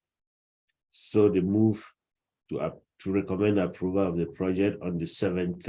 I do not have the full legal action report, but this is a motion that was sent to me by Jody. That is all I have for the project. Sorry, Okay. Michael, can you repeat those one more time, just since we don't have them, I was writing them down. Oh, What were there? There were 3 items to Yeah. modify proportions? Okay, Yeah, sorry, can you just remove- repeat it? remove the setback, resolve the protrusion at the front facade, and modify the proportions of the 3 glass opening on the front facade above the proposed porch. I'm sorry, I still didn't understand. Resolve the, Resolve the protrusion at the front facade. okay, got it, thank you. It'll be clear in a minute. Okay, so those comments came after revised drawings? Yes. Yeah. No, in response to revised drawings. Okay, So I guess they were satisfied that they had met all what they asked them to do when they asked them to continue the case. And that is why the motion came down to these 3 items. So the drawings you'll be seeing today are the drawings that were presented at the July the 10th meeting.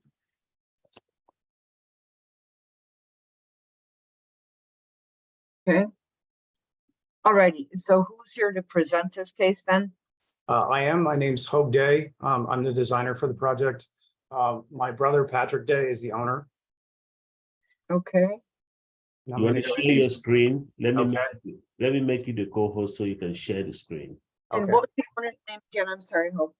Say again, I'm sorry. Your brother's name, Patrick? Patrick, yeah, Patrick Day. Owner, yeah, owner. Okay. Yeah. You're good to share the screen. Okay. And- So you were an architect, designer? Yeah, I'm an architect, an unlicensed architect, sole proprietor. Okay. Okay. So can you see the PDF? Yes. The title? Okay, great. Okay, so what we're proposing, what he'd like to do is a family room addition to an existing historic structure in El Hoyo neighborhood on Elias Avenue. I'm not gonna get into the details of all the design compatibility issues. Hopefully I'll cover them, excuse me, in the presentation. If there's any other questions, we can double back. Here's the site map. You can see the project location is here, right in the middle of the block on Elias between Simpson and Carrillo. Here's the historic inventory card. So the house, the original house is about 600 square feet, very small, kind of shotgun style inside, just three small rooms. Was built in the 20s. It's adobe block, has a fired adobe block parapet on 3 sides that kind of steps down to the east. They added, much later, they added a bathroom onto the north side of the house. This is frame and stucco. And it also has a little walk-in closet that was added later on. Here's photos of the house as it is. Here's the facade facing Elias Avenue. It has this kind of funky awning that's basically hung over the parapet. We removed that as part of the plans. The idea is to place a larger single family room on the north side of the building. It's also about 600 square feet. It would enclose the existing bathroom, so that would still be functioning. It would just be inside the new structure. Here on the back of the house, you can see there's an existing porch cover. The plan is to remove that, to demo that. That was added much later, and instead have an L-shaped porch that joins the new addition to the existing structure. These are the plans as we first submitted them to the advisory board. I'm trying to big X through them so that there's no confusion. The point I want to make, just looking at this, is that Pat's concept for this, the most important thing to him was to preserve this courtyard space in the southeast corner of the property. It's a very small lot. As you can see, it's about 3,000 square feet. And to do that, it's necessary to push the addition to the north of the house. The crucial thing for us was, and the advisory board agreed to this, is to modify the setback on the north from 6 feet to 3 feet. We feel like there's a lot of precedent for this in the neighborhood, and it's crucial to, we feel like, to making this work. You know, hand in hand with that, we also need a modification of the height restriction. On the front of the building, the plan is to push the volume of this back, make it even with that existing bathroom, so that we create a void for an entry porch. Okay. This is the previous elevations. The advisory board had a lot of issues with our fenestration layout on the south. Our focus, the reason for this was to create a really porous, transparent facade where we're facing that courtyard on the back of the building. We are big fans of doing clear stories in order to get south light in the winter and no direct light in the summer. So we had added clear stories. These have been modified in response to their comments. Additionally, here's the west facade facing Elias. The proposed addition here on the left. Here's the existing house. We're planning on doing a wood post and beam porch painted to match the existing trim. We had initially proposed a clay tile, Spanish clay tile style roof on the porch. The advisory board had some issues with that. We've now are proposing a corrugated steel porch instead. These apertures as well, this is part of what the board, we went back and forth about with the board. We have shrunk these now in response to some of their comments, and they proposed a different, basically a different format, different proportions. I'm going to jump ahead to the current plans. So this is these are the plans as the board responded to them. We are now, the other issue that the board had was it felt fairly strongly that a frame stucco structure was not appropriate. We went back and Pat's willing to change the construction type. He's now going with an ICF structure so that you'll get a net wall thickness of about 12 inches. Because of that, we widened the structure a bit because we lose some footprint, or because of the wall footprint, we lose some space. So now that the proposal is for a wider room. There is a caveat to that. We're hoping that we can keep this dividing wall, or the wall that abuts the existing structure, as a 2x6 frame wall, just because of the practicality of especially having to bridge over the existing bathroom. But all the rest of the walls we're proposing to be 12-inch ICL. Here's the new porch layout. You can see it's an L-shaped porch that would join the new room to the existing. It would also be corrugated steel and wood post and beam construction painted to match the existing trim, just like the front porch. Here's the revised elevations, or again, the elevations that the board saw. In response to their comments about our fenestration on the south, we removed some of those clear stories and basically clustered them in one area. The concern, especially for them, was that, of course, the format or type was not consistent with the neighborhood, but also that they were very visible from the street. So by removing those from the west end of the room, they're much less visible. In fact, I mean, they're basically invisible. They're not, you can't see them. And again, additionally here on this facade, we removed the transom windows over the top. We've gone with basically 3x5 wood double hung windows, which are really typical in the neighborhood and occur in the house on the front and also here on the south facade. On the west, we've modified those little clear stories to create very small penetrations. Their recommendation was that we go with a slightly more vertical format instead of this square 8x8 window shape. And we had provided some precedents for this, and I think they picked up on that, and I'll show you some of those photos. Front porch is now corrugated sheet metal, the same post and beam construction for the porch. All the doors and windows we're calling out as wood sash, painted to match the existing trim. The photograph shows what looks like muntins on the front window. That's inaccurate. It's actually a security screen, a steel security screen. So it's actually a 3x5 double hung on the front. Stucco is called out to basically match the existing. The existing was done, we can take a photo, originally years ago. So my assumption is that the texture of it is going to vary just because of the techniques have changed. But we are calling out a smooth sand stucco with the addition to be painted basically to match the same color as the original house. On the east, this is facing the alley. We've added a window to kind of make up for some of the loss of that light here.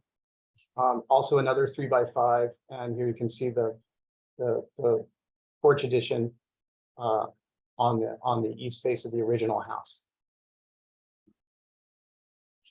Oh, and I should say that, so our height now, we have stepped down. We created a higher ceiling on this end of the building, and it actually steps down. So we're 10 feet on this end. We're at 12 feet on this end. Our total height now is at about 14.7, 13.7 for the lower part where it steps down. I'm going to show you some photos, some context photos that show that we feel like this fits pretty well within a variety of heights in the neighborhood. Here's some SketchUp models showing what these elevations would look like in 3D and the shading.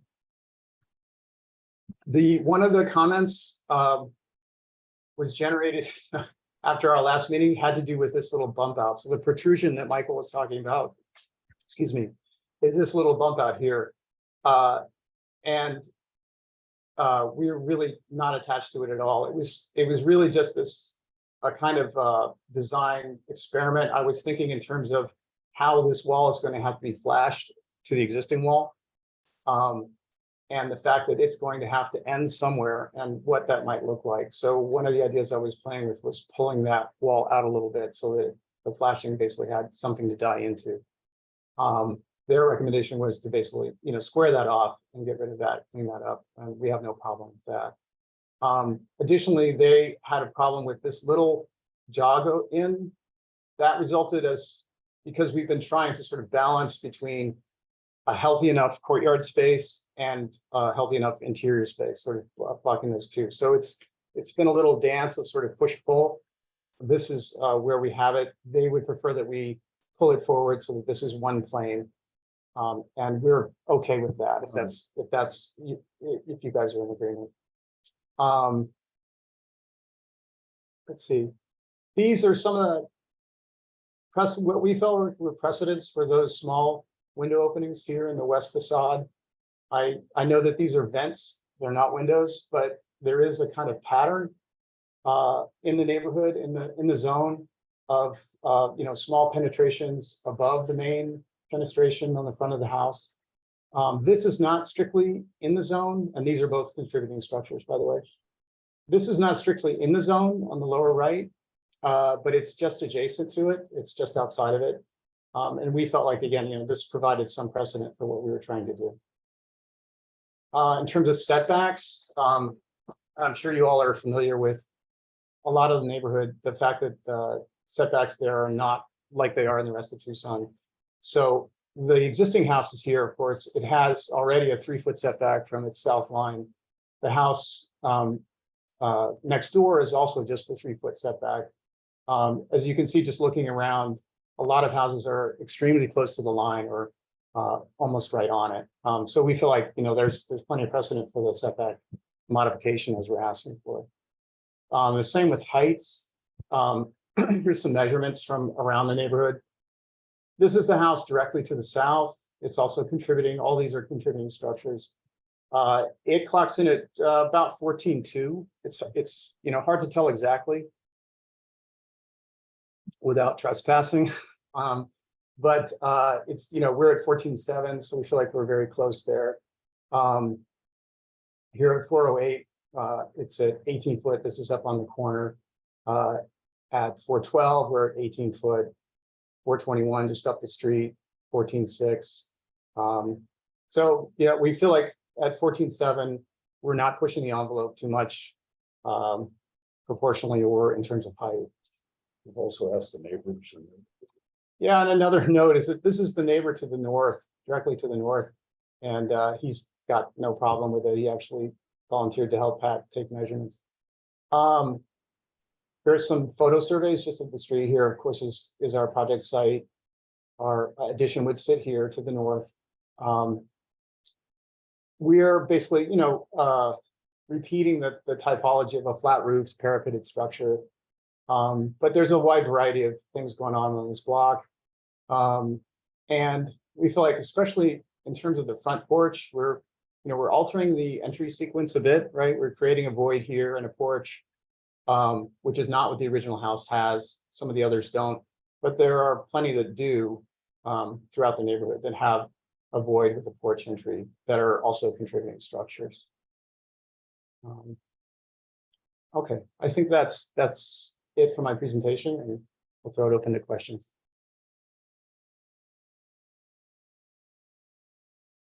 Great, thank you. Who would like to start with questions?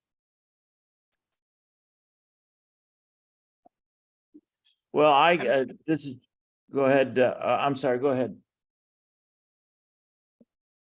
You go, Joe. Okay, thanks. So I have a few questions. First, I wanted to talk about the fenestration on the south elevation, Uh-huh. where they kind of crowded those windows all in there. Here? What was the thought? No, on the top parapet. The four. The clear storage solution. So this here, the Yeah, first- that's there. Yeah, so there's a couple of reasons for that. One is we initially had an overhang that would shade those clear stories. Okay. So just practically, it made sense to shrink them so that they're not getting as much solar gain. I also felt like this format fit better with the tenor of the neighborhood, with the character of the neighborhood. But additionally, they're clustered because right here is a shear wall, basically. So if this is a frame, 2x6 frame wall, part of it has to be a shear panel, which means that it has to be solid all the way from the foundation to the roof membrane. So they're clustered there basically to stay out of the way of the shear panel. Okay, so and you're all right with that. Excuse me? And you're all right with that change? Yeah. Yeah. Okay. We're okay with with the plans as presented in these revised elevations. Gotcha. Also, you're talking about the some setbacks. Yeah. Can you talk about those a little more? You're going from 6 feet to 3 feet. Well, yeah. So the code requirement is generally 6 feet, and that's true throughout residential neighborhoods in Tucson, right? On the side perimeter, right, of the lot. So what I'm talking about is this setback here. So you can see the original house is already at 3 feet from its side. Yeah. From the property line on the side. So we're basically asking to repeat that on the north side as well. Yeah, okay. Does that make sense? Yeah, it does make sense. And so it's okay to me. I just want to make that comment. Yeah. About It that. requires a modification. Yeah. Let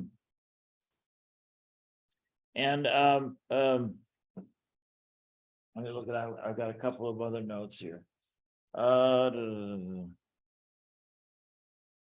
Sorry, just a clarification on that one. You said 3 feet 6? 3 feet, 3 feet even. 3 feet, but your plans that we were provided say, am I right? They say 4 feet 6? No, it's shown right here. It's shown right here in the site plan. It's 3 feet. Here, let me. You zoom in, sorry. Yeah. That's my fault. It's from, they're asking for it. That help? Not being 6 feet, they want it 3 feet. That I expressed that wrong. Yeah, correct. Yeah. I mean, the dash line represents the typical required setback, the code setback. Okay. Yeah. Sorry, I was looking at the cloud and I thought it said 4.6 right there. So Yeah. I'm good. No problem.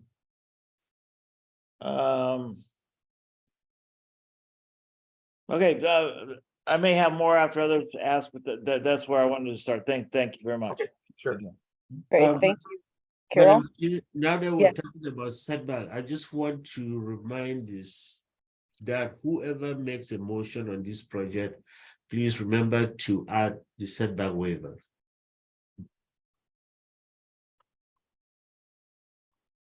Thanks for the reminder, Michael. Welcome. Okay, who's next? Carol?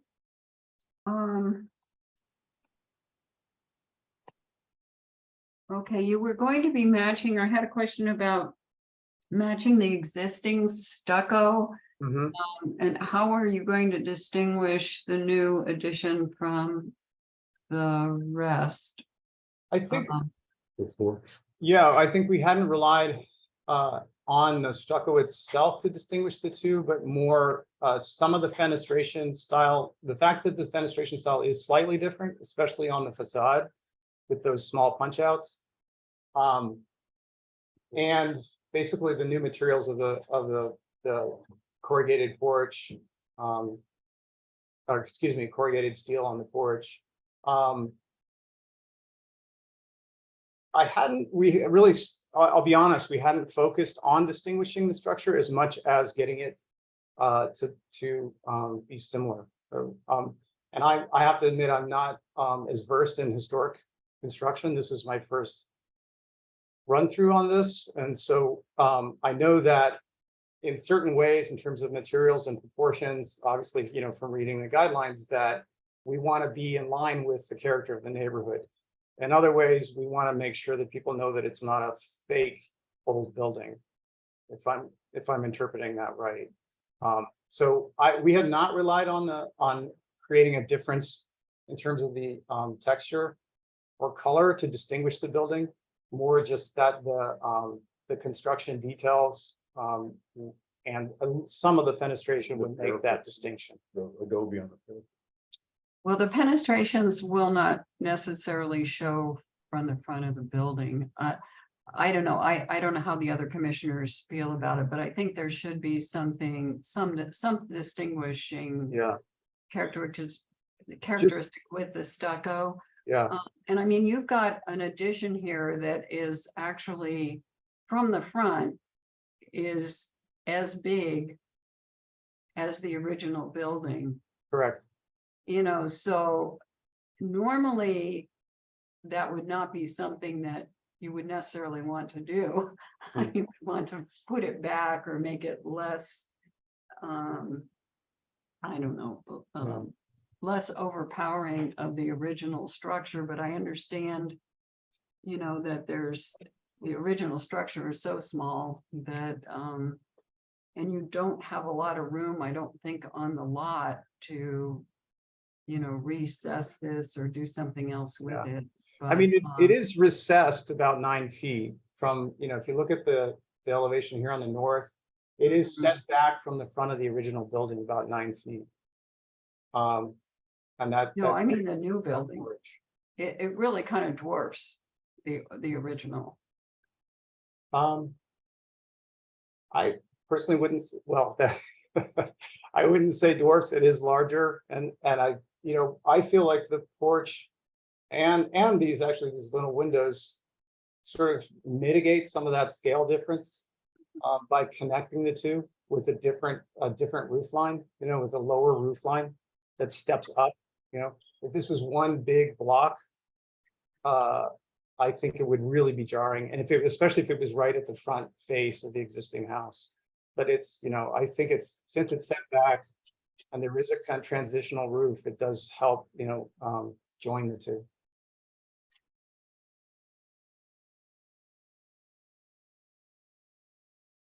I guess that was kind of my only, oh, and then the height, is this going to be the highest then in the neighborhood? It's close to the same. You're going to have are you going to need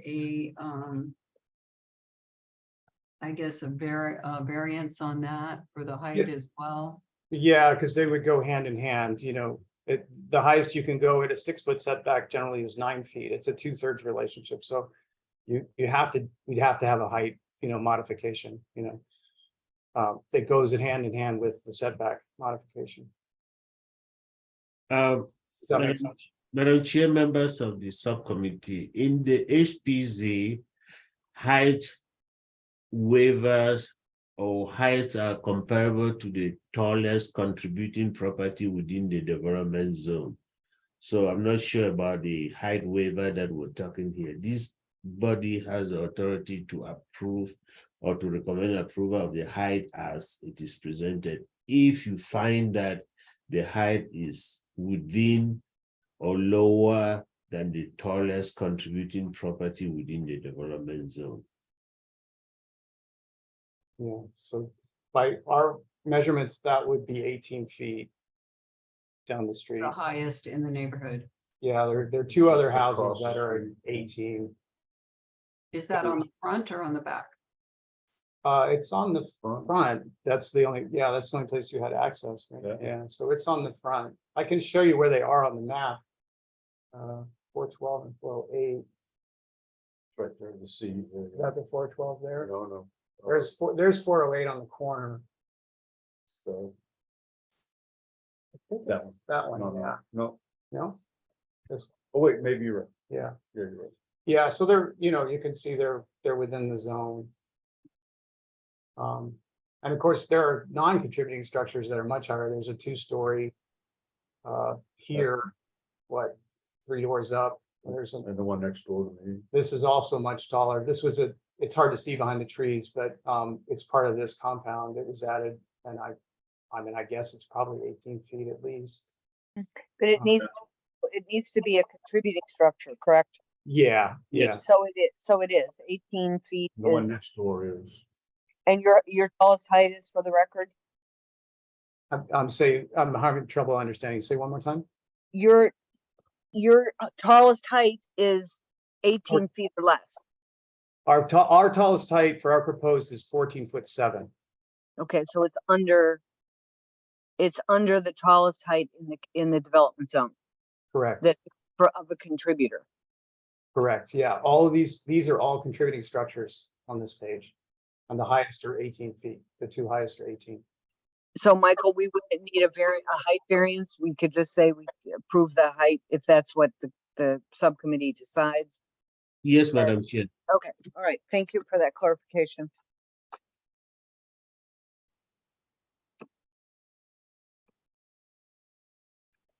I don't have anything else at this time. Okay, thank you. Savannah? Yes, few questions here. I think just to reiterate that the setback on the north from 6 feet to 3 feet, I think we're all in agreement that's acceptable, as well as the proposed height. You mentioned if it was okay to have your interior wall framed. Also, I think that's just fine. Okay. The comment about the stucco, we sometimes see additions that kind of fit within the new, and it's, you know, once it's all done, it would be hard to distinguish. I think your massing is distinct enough that it provides you that distinction, but if the other members think that we should differentiate the stucco too, I could get on board with that. But I think in this case, it is at least because of the massing, especially, that there is distinction between the old and the new. Just to go back to the Barrio Historico comment, and I probably just wrote it down wrong or didn't hear it correctly. There was something about proportions of transoms at the front porch. Did they mean the clear story? I think they meant the clear story. If it's on the Okay. front porch. Yeah, and what they recommended was, instead of an 8x8, was a 12x8, Okay. which is 12 tall, 8 wide. And you're good with that? Yeah, we're okay with that. Okay, so, and since you have that one up and the bathroom's right there, does the bathroom wall go all the way up to the high roof? So does it capture that it gets that one tiny window now? That's all it gets? Yes. Well, I think we'd add a skylight to the bathroom, actually. Oh, okay, okay. Yeah. All right, well, if they're proposing the 12 by 8, 12 high by 8 wide, clear story, that also sounds nice to me. Okay. I didn't see, they had a question in the older review about the material of the wood or the posts and beams, and I think you answered that they were wood, but I don't see that on the drawings, so I just wanted to clarify that. I know it's in here. But I'm not sure. Okay, I could probably just be missing it. I'm pretty sure it's in there, but I'll make sure it's in the final. It's obviously it's all called out in the technical Okay, as Douglas fir, et cetera, right? it is wood, okay. Yeah. I'm in my notes, in all of these notes, it's in here. Okay, So, that sounds good. And then my last question or comment just had to do with the parapet roofs. The existing one, it looks like it's cut back on the east. Is that how it's draining onto the new roof? Is that how it's proposed to? it's draining, yeah, it's draining this way, and it would drain onto the new porch roof as it has, Okay, as it has been doing onto this one, yeah. okay. And then it's not shown, but will that porch roof get a gutter? Yeah, the plan is to gutter the porch roof, the porch all the way around. And sorry, it is not shown. And then how does the new roof drain? It's all parapet, but I don't see any scuppers or downspouts. So, yeah, I didn't draw them, but the plan is to, if you look at this kind of aerial view, to cricket them to the northeast and northwest corners and do scuppers and downspouts here to either a water collection or just to distribute to the yard. And the same on the front. So you'd have another one here on the front corner. And pretty traditional looking scuppers and downspouts or things that you see in the neighborhood? Yes, nothing. I would recommend just Nice big galvanized. a wide, 6-inch if we could get them galvanized metal parts, yeah. With large collectors.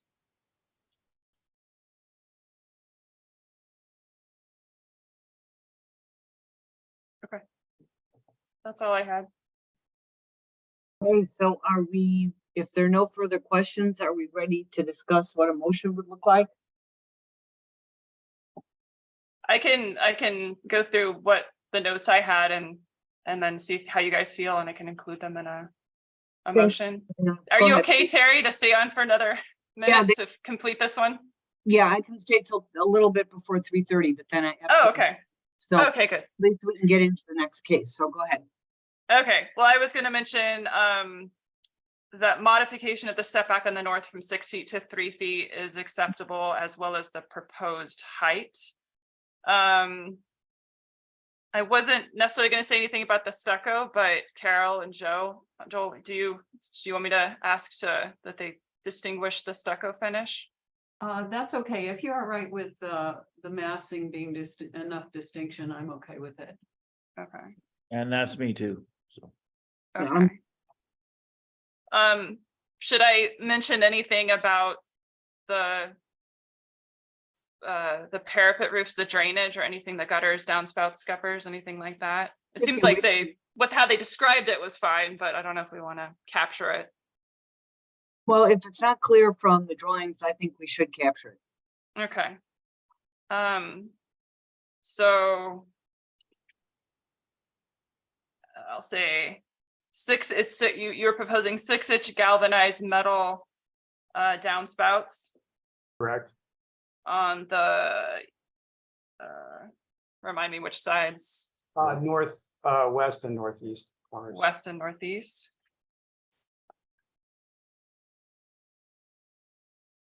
And then gutters and downspouts at the new porch roof. Correct.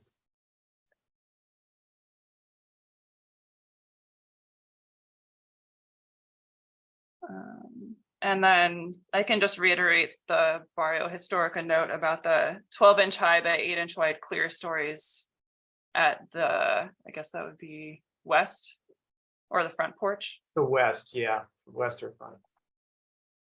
Yeah, okay.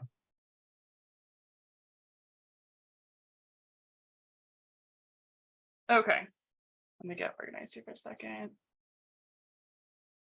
All right. All right, I'll make a motion on the matter of 427 South Elias Avenue. Numbers SD-0423-00041. Also number TC-RES-1122-01099. I move to recommend approval of the project as presented with the following comments. That modification of the setback on the north from 6 feet to 3 feet is acceptable, and that the proposed and presented heights are acceptable. That for the drainage at the new roof, there will be 6-inch galvanized metal downspouts on the west and northwest, as well as gutters and downspouts at the new porch roof to take care of drainage. And that the proposed 12-inch high by 8-inch wide clear story windows at the new west front porch elevation are acceptable. Okay, is there a second? This is Joel, I'll second. Okay, thank you. Is there any discussion? Okay, hearing no discussion, I'll go ahead and call for the vote. Terry says aye. Joel? Yes. Savannah? Aye. Carol? Aye. Great, thank you. It passes 4-0. And Michael, do you want to talk to them about the next steps? Next step will be, just like I said to the other applicant, we are going to take the 2 recommendations to the director. A decision will be made or we send to you. It will be certainly probably be approved with conditions. You look at the conditions. If there's anything you need to revise on the plans, you need to do it. Once you get the approval letter, it has a 14-day appeal period within which either you can appeal, the Highway Park can appeal, or the Plans Review Subcommittee can appeal. After the 14 days, if there's no appeal, means that your plan is good to go. Then you can proceed with the permitting. Myself and Jody will have to review the plans to make sure that all the conditions are satisfied, and then we'll give the final approval for it. You'll be ready to pull your permit. If you have any question about this or anything, contact me or Jody by email or by phone, and we'll be available to help you. Okay. All right, thanks a lot, everyone. Thank you. Thank you very much. Thanks. Okay, well, before we go on to 3E, I just want to skip to 4 and 4A real briefly and say that there's no report on that. Because I'm going to have to jump off probably before we're done with the meeting. So I'll just say we took that ahead of 3E and there was no report. Okay. And then Michael, also, if you will get me the recording of the meeting, I will start working on it on the weekend. Sure. Okay, thank you. All right. Well, the problem is that the Jody set up the meeting, so the recording is going to go to her. I'm going to send her an email, and from wherever she is, I think she can send the recording to you because it's not going to me. Excellent, because I had a little trouble with the last one, and so it's if she can get that recording posted and do the YouTube posting, that's really helpful too, because sometimes I go back and forth between those. Sure. So, okay. Let's move back to 3E then, which is HPZ 22079, T22CM06756 at 5259 East Fort Lowell Road. This is for construction of a new single-family home and retention of existing ruins on the site. It's a full review in the Fort Lowell Historic Preservation Zone. Because it's a vacant parcel, we use the rehabilitation standards. Is it compatible with other things in the Historic Preservation Zone? So Michael, do you have anything on this case? Yes, Madam Chair. This case has gone before the Fort Law Historic Zone Advisory Board on a couple of times. They have gone and the case was continued, but finally on June 27, they presented the case with all the revisions that Fort Law was asking for. Fort Law reviewed this project and had this to say, and I will read their motion to you. I believe I sent this motion to all the members. So Chair made a motion to approve the project with several conditions: to vary the proportion and width of the south elevation windows, to vary the location of the west property line and setbacks, to update the submitted landscape plan with drainage, grading, and plantings, to show the location of the mechanical equipment, to consult with an Adobe expert regarding the existing ruins, and to show vehicle and pedestrian circulation on the site plan. The motion was seconded by Fejimoni. Co-chair Hill requested an amendment to the motion, to the original motion, with additional condition to remove any reference of the future perimeter wall on the site plan. Both the motion maker and the seconded accepted the modification. The motion passed with a vote of 6-0. This is what Fort Law had to say on this. And that ends my presentation. If there's any specific question from the subcommittee, I'll be more than willing to answer before I turn it over to the applicant and owner. Okay, commissioners, do you have any questions? But my only question is if the plans that we'll be seeing today are in response to these comments, or we'll just be looking at the same plans that Fort Law looked at. I talked with the applicant, or the applicant actually spoke with my colleague, and my colleague advised that they should not do any revision. So the plans Okay. we've seen today will be the same plans that Fort Law had looked at. And so any further conditions or anything that you ask of them, they will just do a revision one time. So they're the same plans that Fort Law looked at. Okay, and they were okay with the last set of plans that were shown to them? Yeah, the last set, this motion that I'm giving to you is as a result of the last set of plans that they saw. Okay, sounds good. And so, Caitlin, are you presenting? Yeah, how you guys doing? I'm trying to share, but it says host disabled participant screen sharing. Yeah, Mike, how you in? I'm going to make you co-host so that you can share. Okay, Caitlin, You're good to go now. where do you work, Caitlin? What is your affiliation? I'm the orchestrator of this all. I've been doing this for about 20 years. My wife's the realtor. We find land, we build homes, we sell them, we buy land, we keep properties. Did you work for a specific company or? For myself. Okay, okay, need to know, works for self, okay. Go ahead. Okay, let me see. Is it that one? Okay. Share. Yep, you're coming on right there. Are you guys, oh, let me see. Hold on, let me get the expert over here real quick. I can make it bigger. That's fine. Oh, yeah, they can see it just. All right, so you guys are seeing what I'm looking at, I think. This is the development zone. Yep. So just a quick rundown. So this is the development zone. This is my lot right here. There's ruins right here, if you can see where my arrow is. And the home is going to be built 67 feet from the street, which is roughly 20 feet from the ruins. And so just give you a quick rundown, then I'll go over real quick the committee's recommendations and concerns.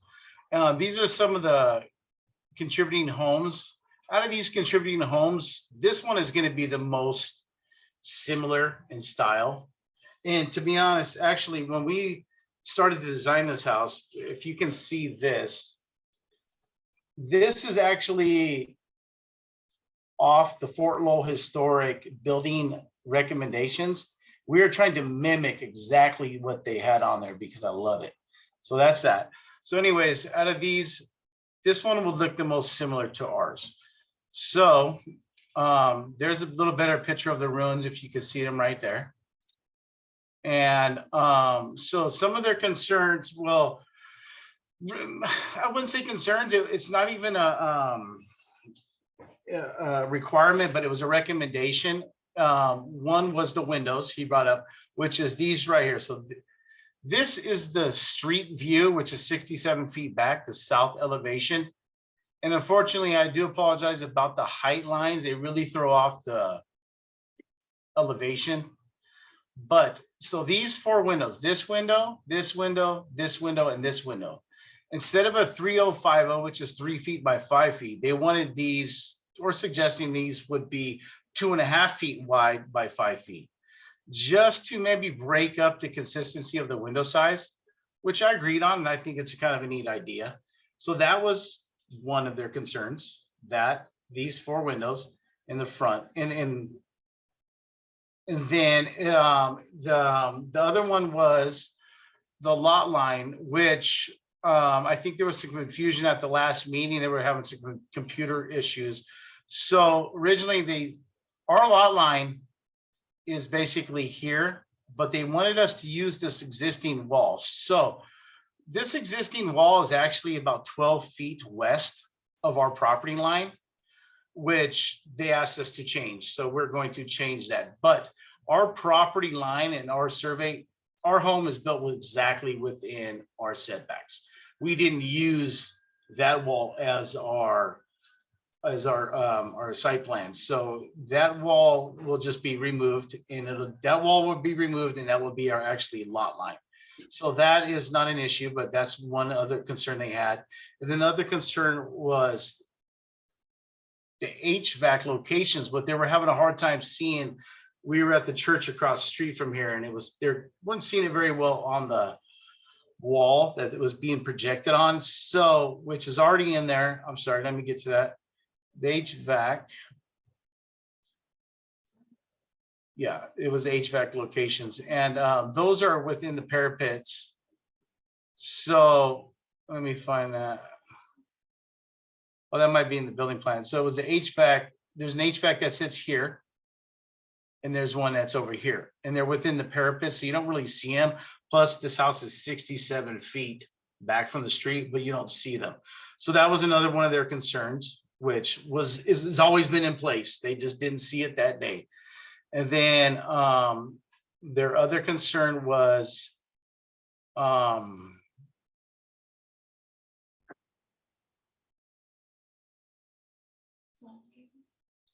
was a landscaping that was brought up, but it was not recommended. It was not required landscaping whatsoever, because we're actually only removing one tree. It fits just amazingly right in this spot. So we're removing one tree. It was not required for NPPO or landscaping. It was brought up. They went over many times of the drainage. And so this particular lot, this is South Fort Lowell right here. This property goes from south to north, and it from south to north, it drops about 10 to 12 degree drop all the way. So all of the water from this structure is going to be drained west and east. Our goal is to stay away from the ruins. We do not want to contribute to the ruins being deteriorated by any means. So all the water goes east and west. So that was kind of clarified in that meeting. The home is going to be built in slump blocks. So all the windows are recessed. You know, everything is kind of past that scenario as far as appearance of what it should be. You know, double hung windows, wood doors. You know, here's some of the materials if you guys want to take a quick glance at it. This door goes to the courtyard. I actually built this door on a property I did in where was that? Oh yeah, this was in Barrio Viejo. So this is the courtyard door, and this is our doors, and these are some you know, the scupper. They had a question about the scupper, so this is basic, you know, an idea of the scupper and some of the lighting. Other than that, there wasn't, and after the 3 meetings we went to with them, and this was kind of their last questions or maybe alterations for the windows, which I like the idea of changing these windows, those 4. Other than that, it's any questions you guys are more welcome to ask. The color is going to be, we're trying to mimic the color of, to a point of the actual adobe ruins, is like an earth tone, like something like these 2 colors right here. And the windows are going to be black, double hung metal and wood clad windows, double hung. So everything fits the actual neighborhood. So as far as that, I mean, if there's any questions, this is the garage door, which faces east, which no one would even see from the street. I do have a question for you. Yeah. The board said that you should consult with an Adobe expert regarding existing rule. Have Yes, you done exactly. that? What is the status of that? Yeah, so they've asked multiple times. I've actually worked on quite a few Adobe homes in town, and I actually made contact with an Adobe company here in town, which was we had talked about in the meeting, and ultimately, basically, I asked, "Is this a requirement or is this a request?" And they said it's a request, and that's it. That's the bottom line. Because the bottom line is these Adobe ruins. All we can do, and we are going to do, is to prevent them from further deterioration. We're not going to build a structure over the top of them. We're not going to stucco them. We're not going to plaster them because that defeats the purpose. 1, we can't do that. And 2, that defeats the purpose of what we're looking at. So the ruins are what they are. We're just not going to contribute to any further deterioration of them. So, and it's not a requirement for us to do that, which we did though. And in that meeting, I asked if there's any further things you would like us to do, but they can't. I'm not responsible to do anything to these ruins, but I love the ruins. They're there for my whole front of my courtyard right here. When you look out, you're looking directly at them. So I want to showcase them. But as far as the ruins, they are what they are. There's nothing you could do. Yeah, well, I think, Mr. Norgard, I think we could make a recommendation like they did that, or, Thank you. protect the ruins as proposed, because you're keeping the drainage away from them, and just to get those in there somehow and not require you to do anything else. But you are committed, you are protecting them in a sense by not directing water away from them, which is the main cause of Adobe deterioration, right? And preservation of the ruins, or leaving the ruins in place, basically. So. Yeah, they basically give me 2 options. Oh yeah, basically, the experts said you can cover it, with some kind of structure, or you cover them up with plaster, which plaster is really not, I mean, it defeats the whole purpose. I mean, can you see the picture of the ruins right here? I'm trying to make the screen larger. Oh, here we go. Yeah, I can. I'm sorry, I'm going to have to, Michael, please record that I left the meeting at 3:29, and I'm going to turn it over to Savannah as chair, if you're okay with that still, Savannah. And I appreciate you guys very much. And I'll jump off and you can continue. Thank you. Bye. 3:29 a month. Thanks, Terry. Bye.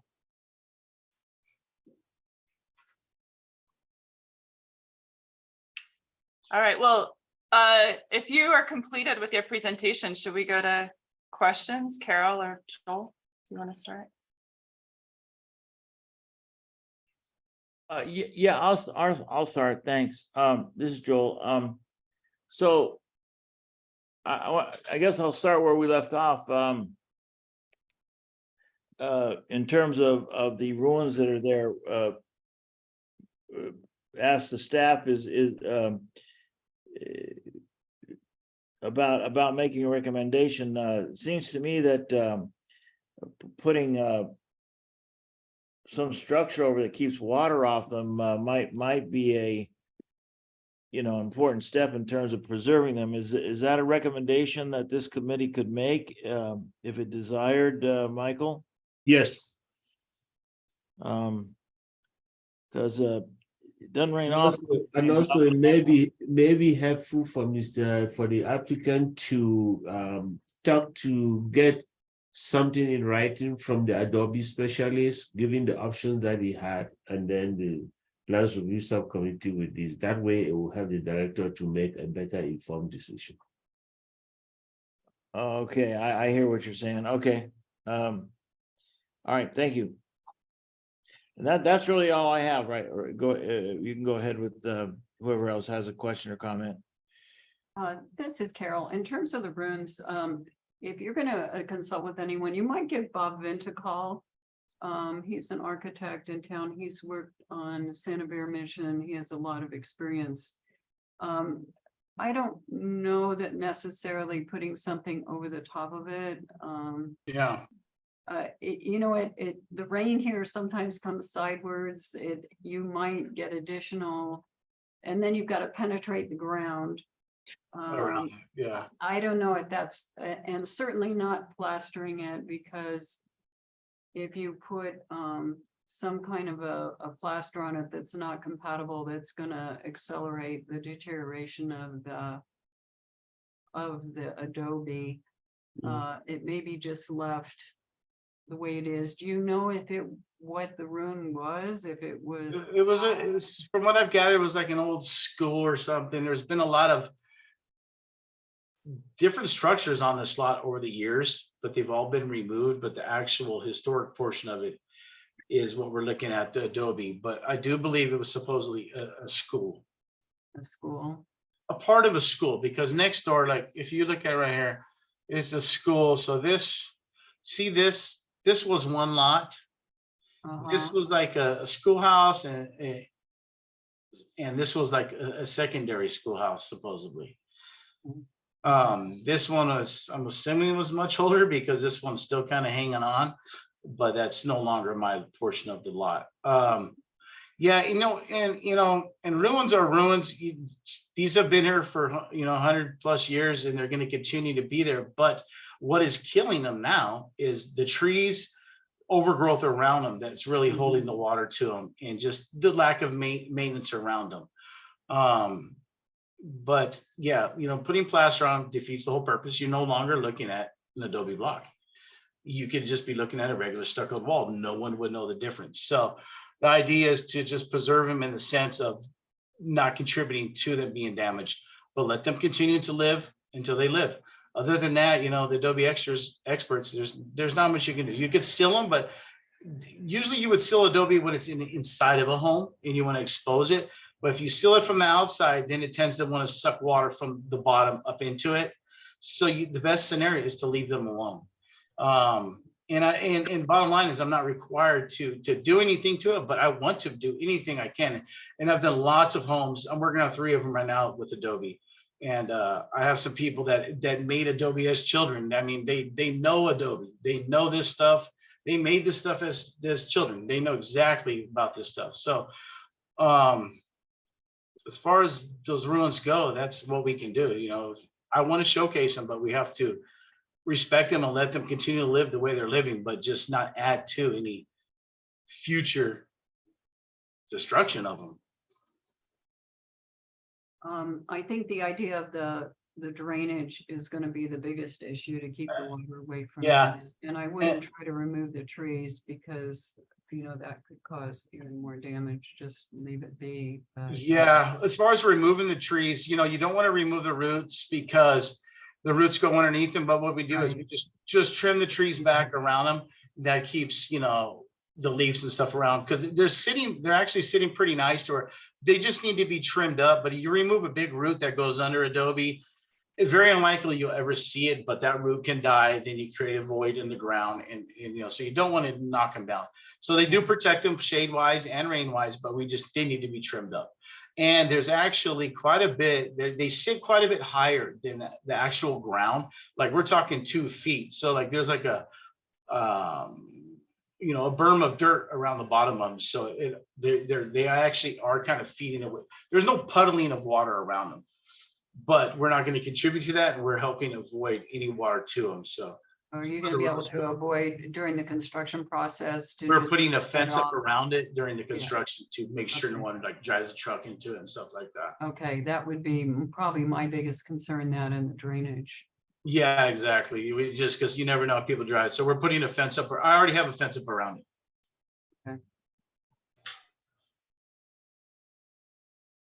I don't have anything else.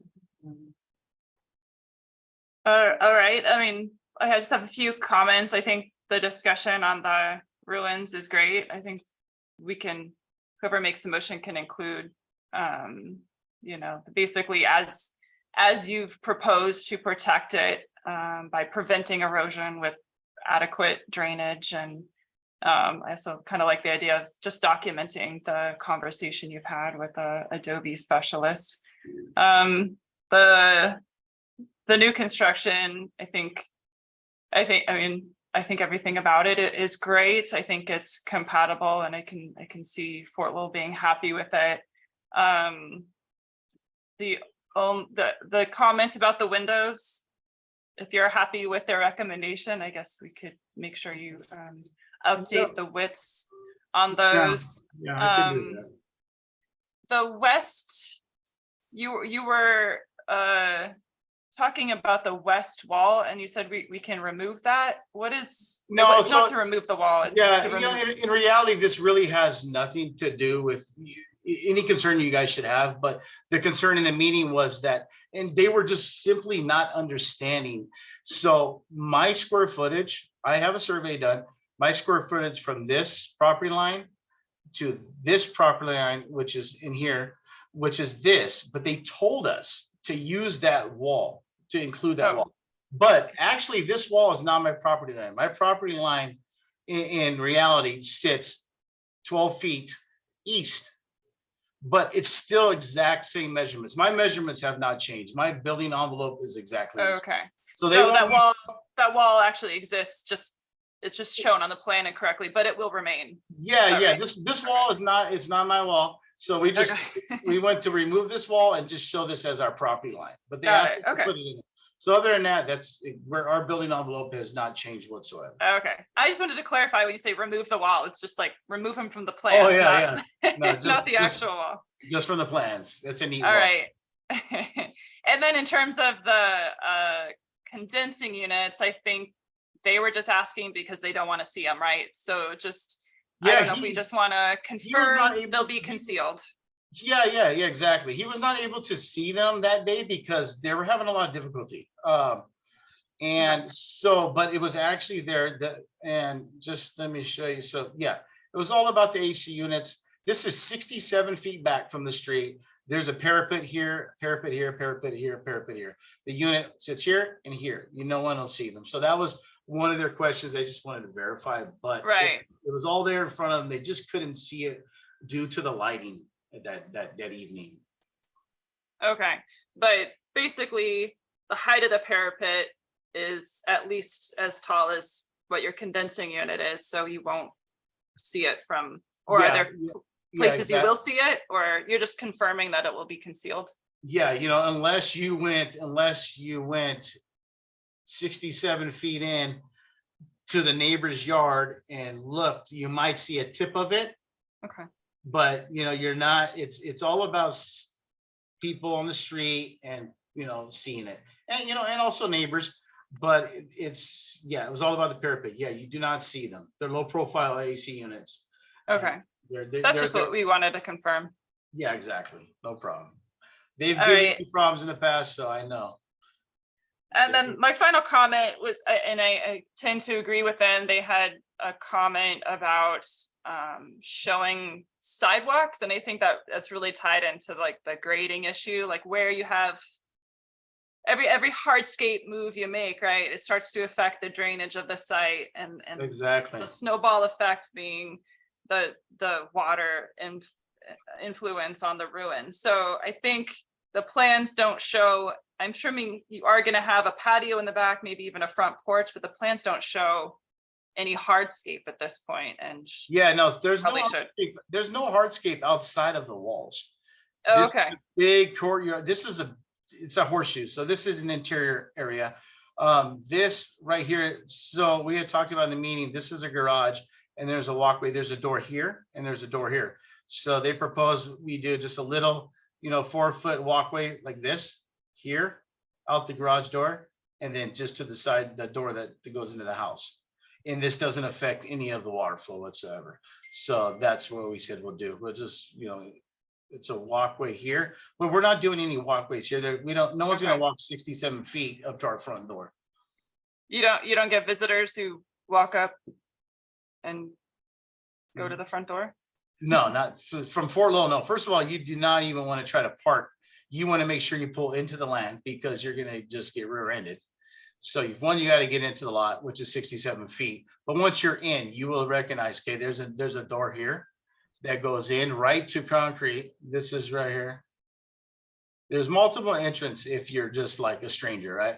You can walk in. When there's the parking is all through here, and there's a door right here. And so they proposed the walkway right here, and then one little 4x6 or something like that goes into the house. And then there's an opening over here as well that you could walk into, that this is all, concrete here. So then at that point, they were like, we don't even suggest you put any more walkways out here because this is all natural landscape. Okay.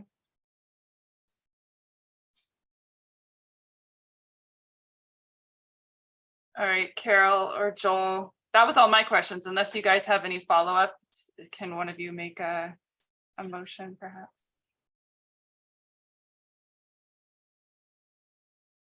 I'm sorry, I don't have the details to, I don't have the agenda in front of me, so I need some help with that. But I basically support it as presented with, noting our concern about preserving the adobe, but, I so can do it, Joel, if you'd like, I think. maybe if you'd help me do that, and then I'll second, sure. Okay, Thank okay. you. In the matter of HPZ 22-0791/722 CMO 6756 at 5259 East Fort Lowell Road. We approve as presented with the following recommendations. And those would be for the drainage, protecting the existing room by preventing erosion and protecting during construction of the site through minor fencing without major ground penetration, directing the drainage away from the room. And number 2 would be the height of the parapets will conceal the AC units from view from the ground, and to revise the plans on the south elevation to show the window widths to be 2.5 feet by 5 feet, as opposed to what's currently being shown. And I think that was it. I second the motion. Okay, great. So we'll take it to vote, and I say aye. Carol, Aye. Joel, Yes. wonderful. If I could Thank just you. real quick verify, the first thing you said was to talk about the drainage, which over the last 8 months, I've talked myself blue about it. And it's all, this page you're looking at is there. So I don't know if you're asking me to do something different or just to make sure that's a concern of your guys is correct. The drainage as far as on the whole lot. This plan is showing existing drainage, right? You plop No, a new. This is existing drainage, correct? Right, so you plop a new building down, it's gonna have a new drainage plan. Yeah, that's what all this is right here. All this drainage right here this is what we're looking at. This is the house is draining everything away from the ruins, and it's going down at 12 to 15% slope to the north. And there's plants and rock that helps catch and direct that water. So this is something we've already went over the last 8 months. As far as drainage goes, we've drainage is great over there. Drainage is very important to me because I know the rains here. So I just wanted to verify that first thing you guys said, that if there's something they need to do different. No, I don't think it was to do different. It was Okay, just to make sure. enforcing that the On the same drainage page. will be taken care of to Okay, direct water, away Yeah. from them. okay, perfect. I appreciate it. Michael, do you have any further instructions? No, we're good. Great. Well, thank you again for the thorough presentation. Oh, you're welcome. Michael, what do I need to do next? Or we'll let these people go? You'll email me and let me know what my next step is, because I'm ready to build. You want me to repeat the same thing that I said to the other two applicants? I can do so because the same thing No, you don't have to, but what you said to the last two people were different, so. No, it's not different. It's the same process. You have, at this point in time, we have the recommendation from the Fort Law Zone Advisory Board. We are now having a recommendation from the Plans Review Subcommittee. I am going to present those two recommendations to my director. The director is going to make a decision. That decision letter will be sent to you. A decision letter may come with conditions. You are going to look at your plans and see those conditions. If the conditions are already what you already have in place, you don't have to do anything. If there are any conditions that are not on your plans, you have to revise your plans to add those conditions. The approval letter has a 14-day appeal period within which you can do nothing. And within those 14 days, you can appeal the decision, Plans Review can appeal, Fort Law can appeal. If after the 14 days there is no appeal, then you will proceed, and we, myself or Jody, have looked at your plans and said you have satisfied all the conditions that were written in the approval letter. Then your next step would be to proceed to the permitting process, where you pull a permit and be able to process with your application. But until then, you're just in a waiting period. There's nothing you can do between now and then. No permit can be issued until we sign off and give the final approval to your plans. Basic time frame? I don't know.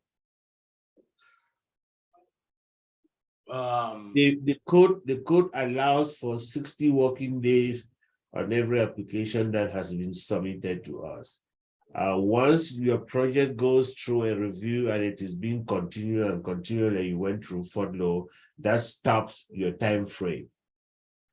So I don't want you to say tomorrow that, oh, because I started this, I went to Fort Law and this. There was a very long time period that you did not submit any plans.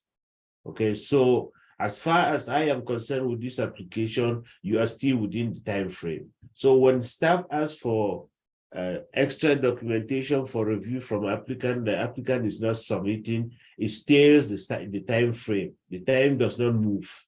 okay. The time moves when your application is in active review. At this point in time, you know that there was a couple of months that we kept asking for documents from you, you never provided. So that time does not count. All right. Sounds great. I appreciate it, Michael. Thank you. Thank you, guys. Thank you. Good luck. Have a good evening. Thank you. Too. Bye.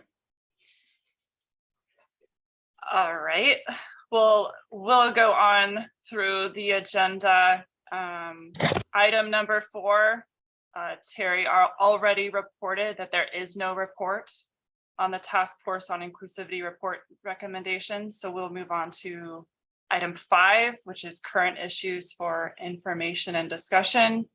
5A, minor reviews. Michael, can you provide an update on any recent minor reviews?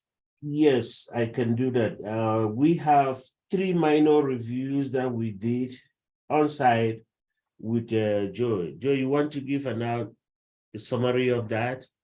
Sure. Starting with 825 North 2nd Avenue, which was in West University for the roof. Yeah, that we did an on-site review that was basically a real easy review. Some shingles have to be replaced on a roof of a house. They're missing, blown away. They're replacing like-for-like shingles. The owner showed us asphalt shingle. will be of the same color, like for like, and so real simple review.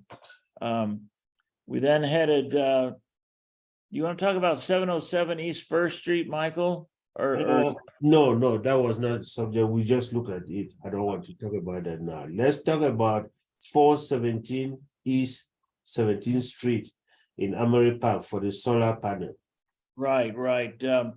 And that had to do with the solar panels that are gonna go on the back side of the house on a relatively flat portion of the roof. Those panels will have a 5-inch profile. And so we okayed it with a couple of conditions that they paint the electric conduit that's in place there. And also the clips that hold the electrical panels onto the roof. And otherwise it seems again like you won't be able to see the 5-inch short profile from anywhere, even the alleyway if you're standing next to it. So seemed like, again, a very simple one. And the third one that we did was at 349 South Convent Street. This was for a service meter. Yeah, and then actually we discovered outside the thing was actually on Convent, right? And there's an electrical box being installed next to another electrical box in the front of the structure.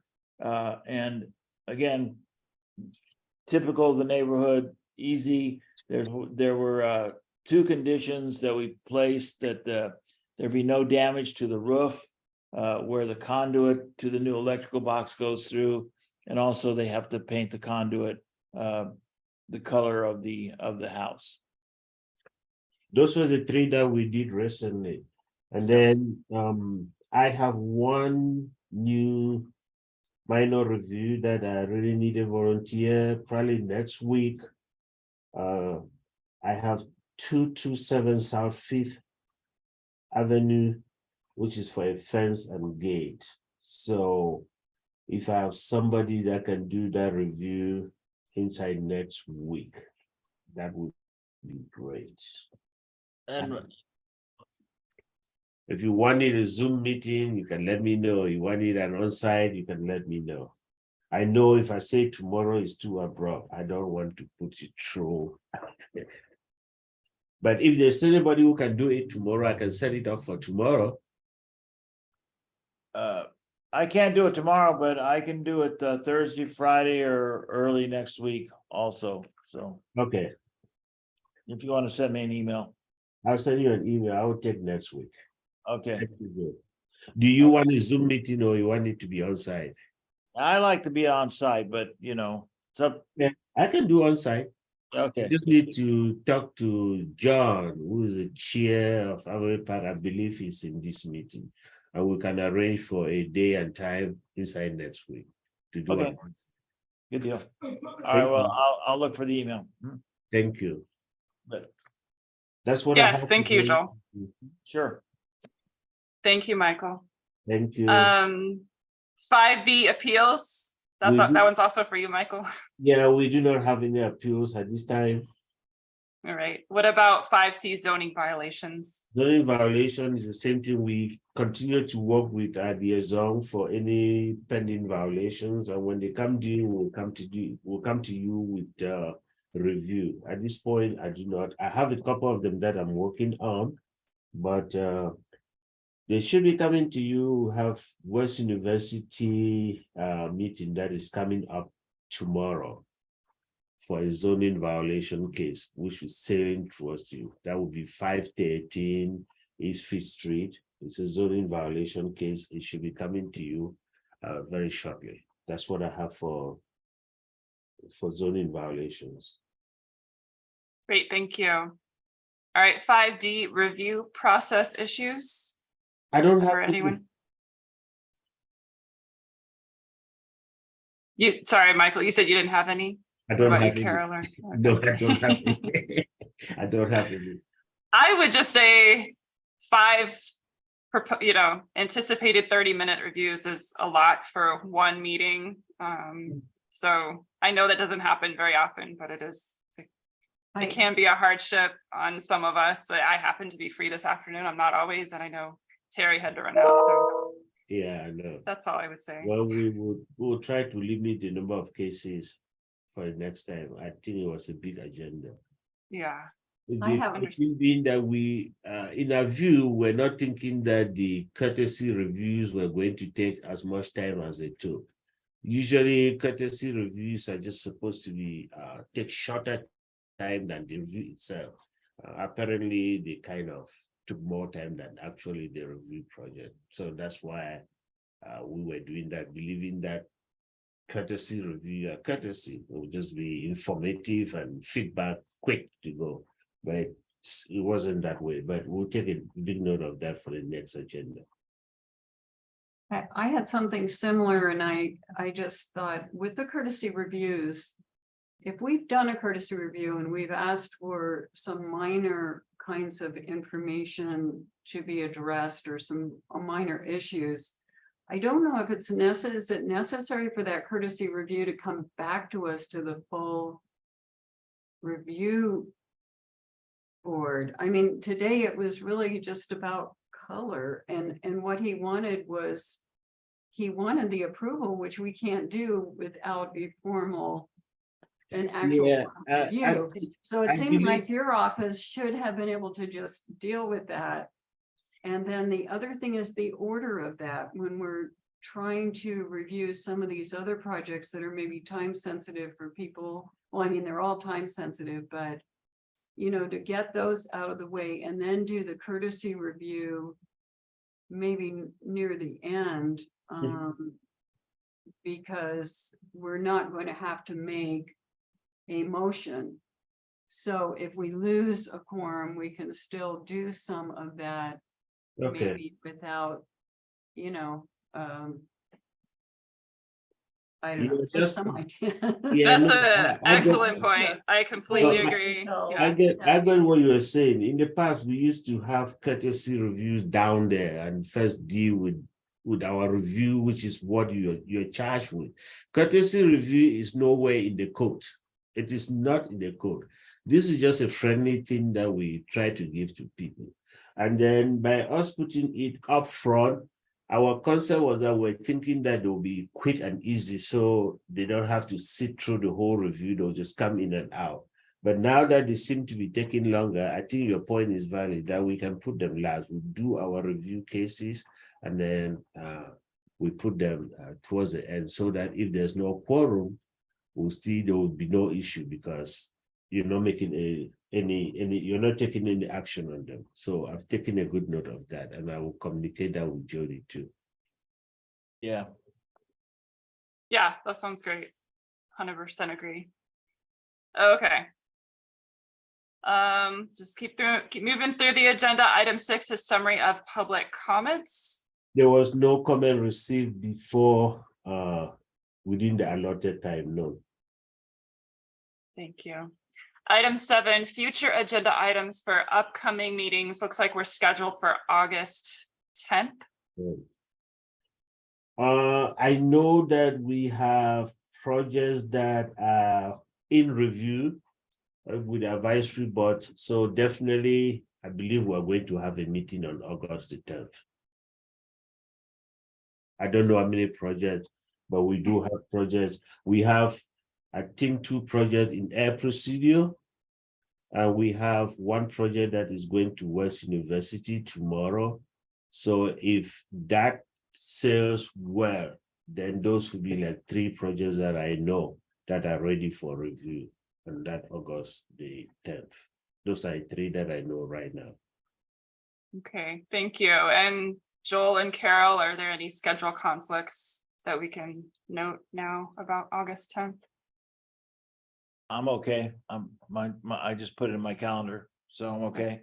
Okay. I'm okay with it. Yeah, I'm okay with the 10th. I'm gonna have a problem with the 24th if we have a plans review then, because I will be gone. Okay.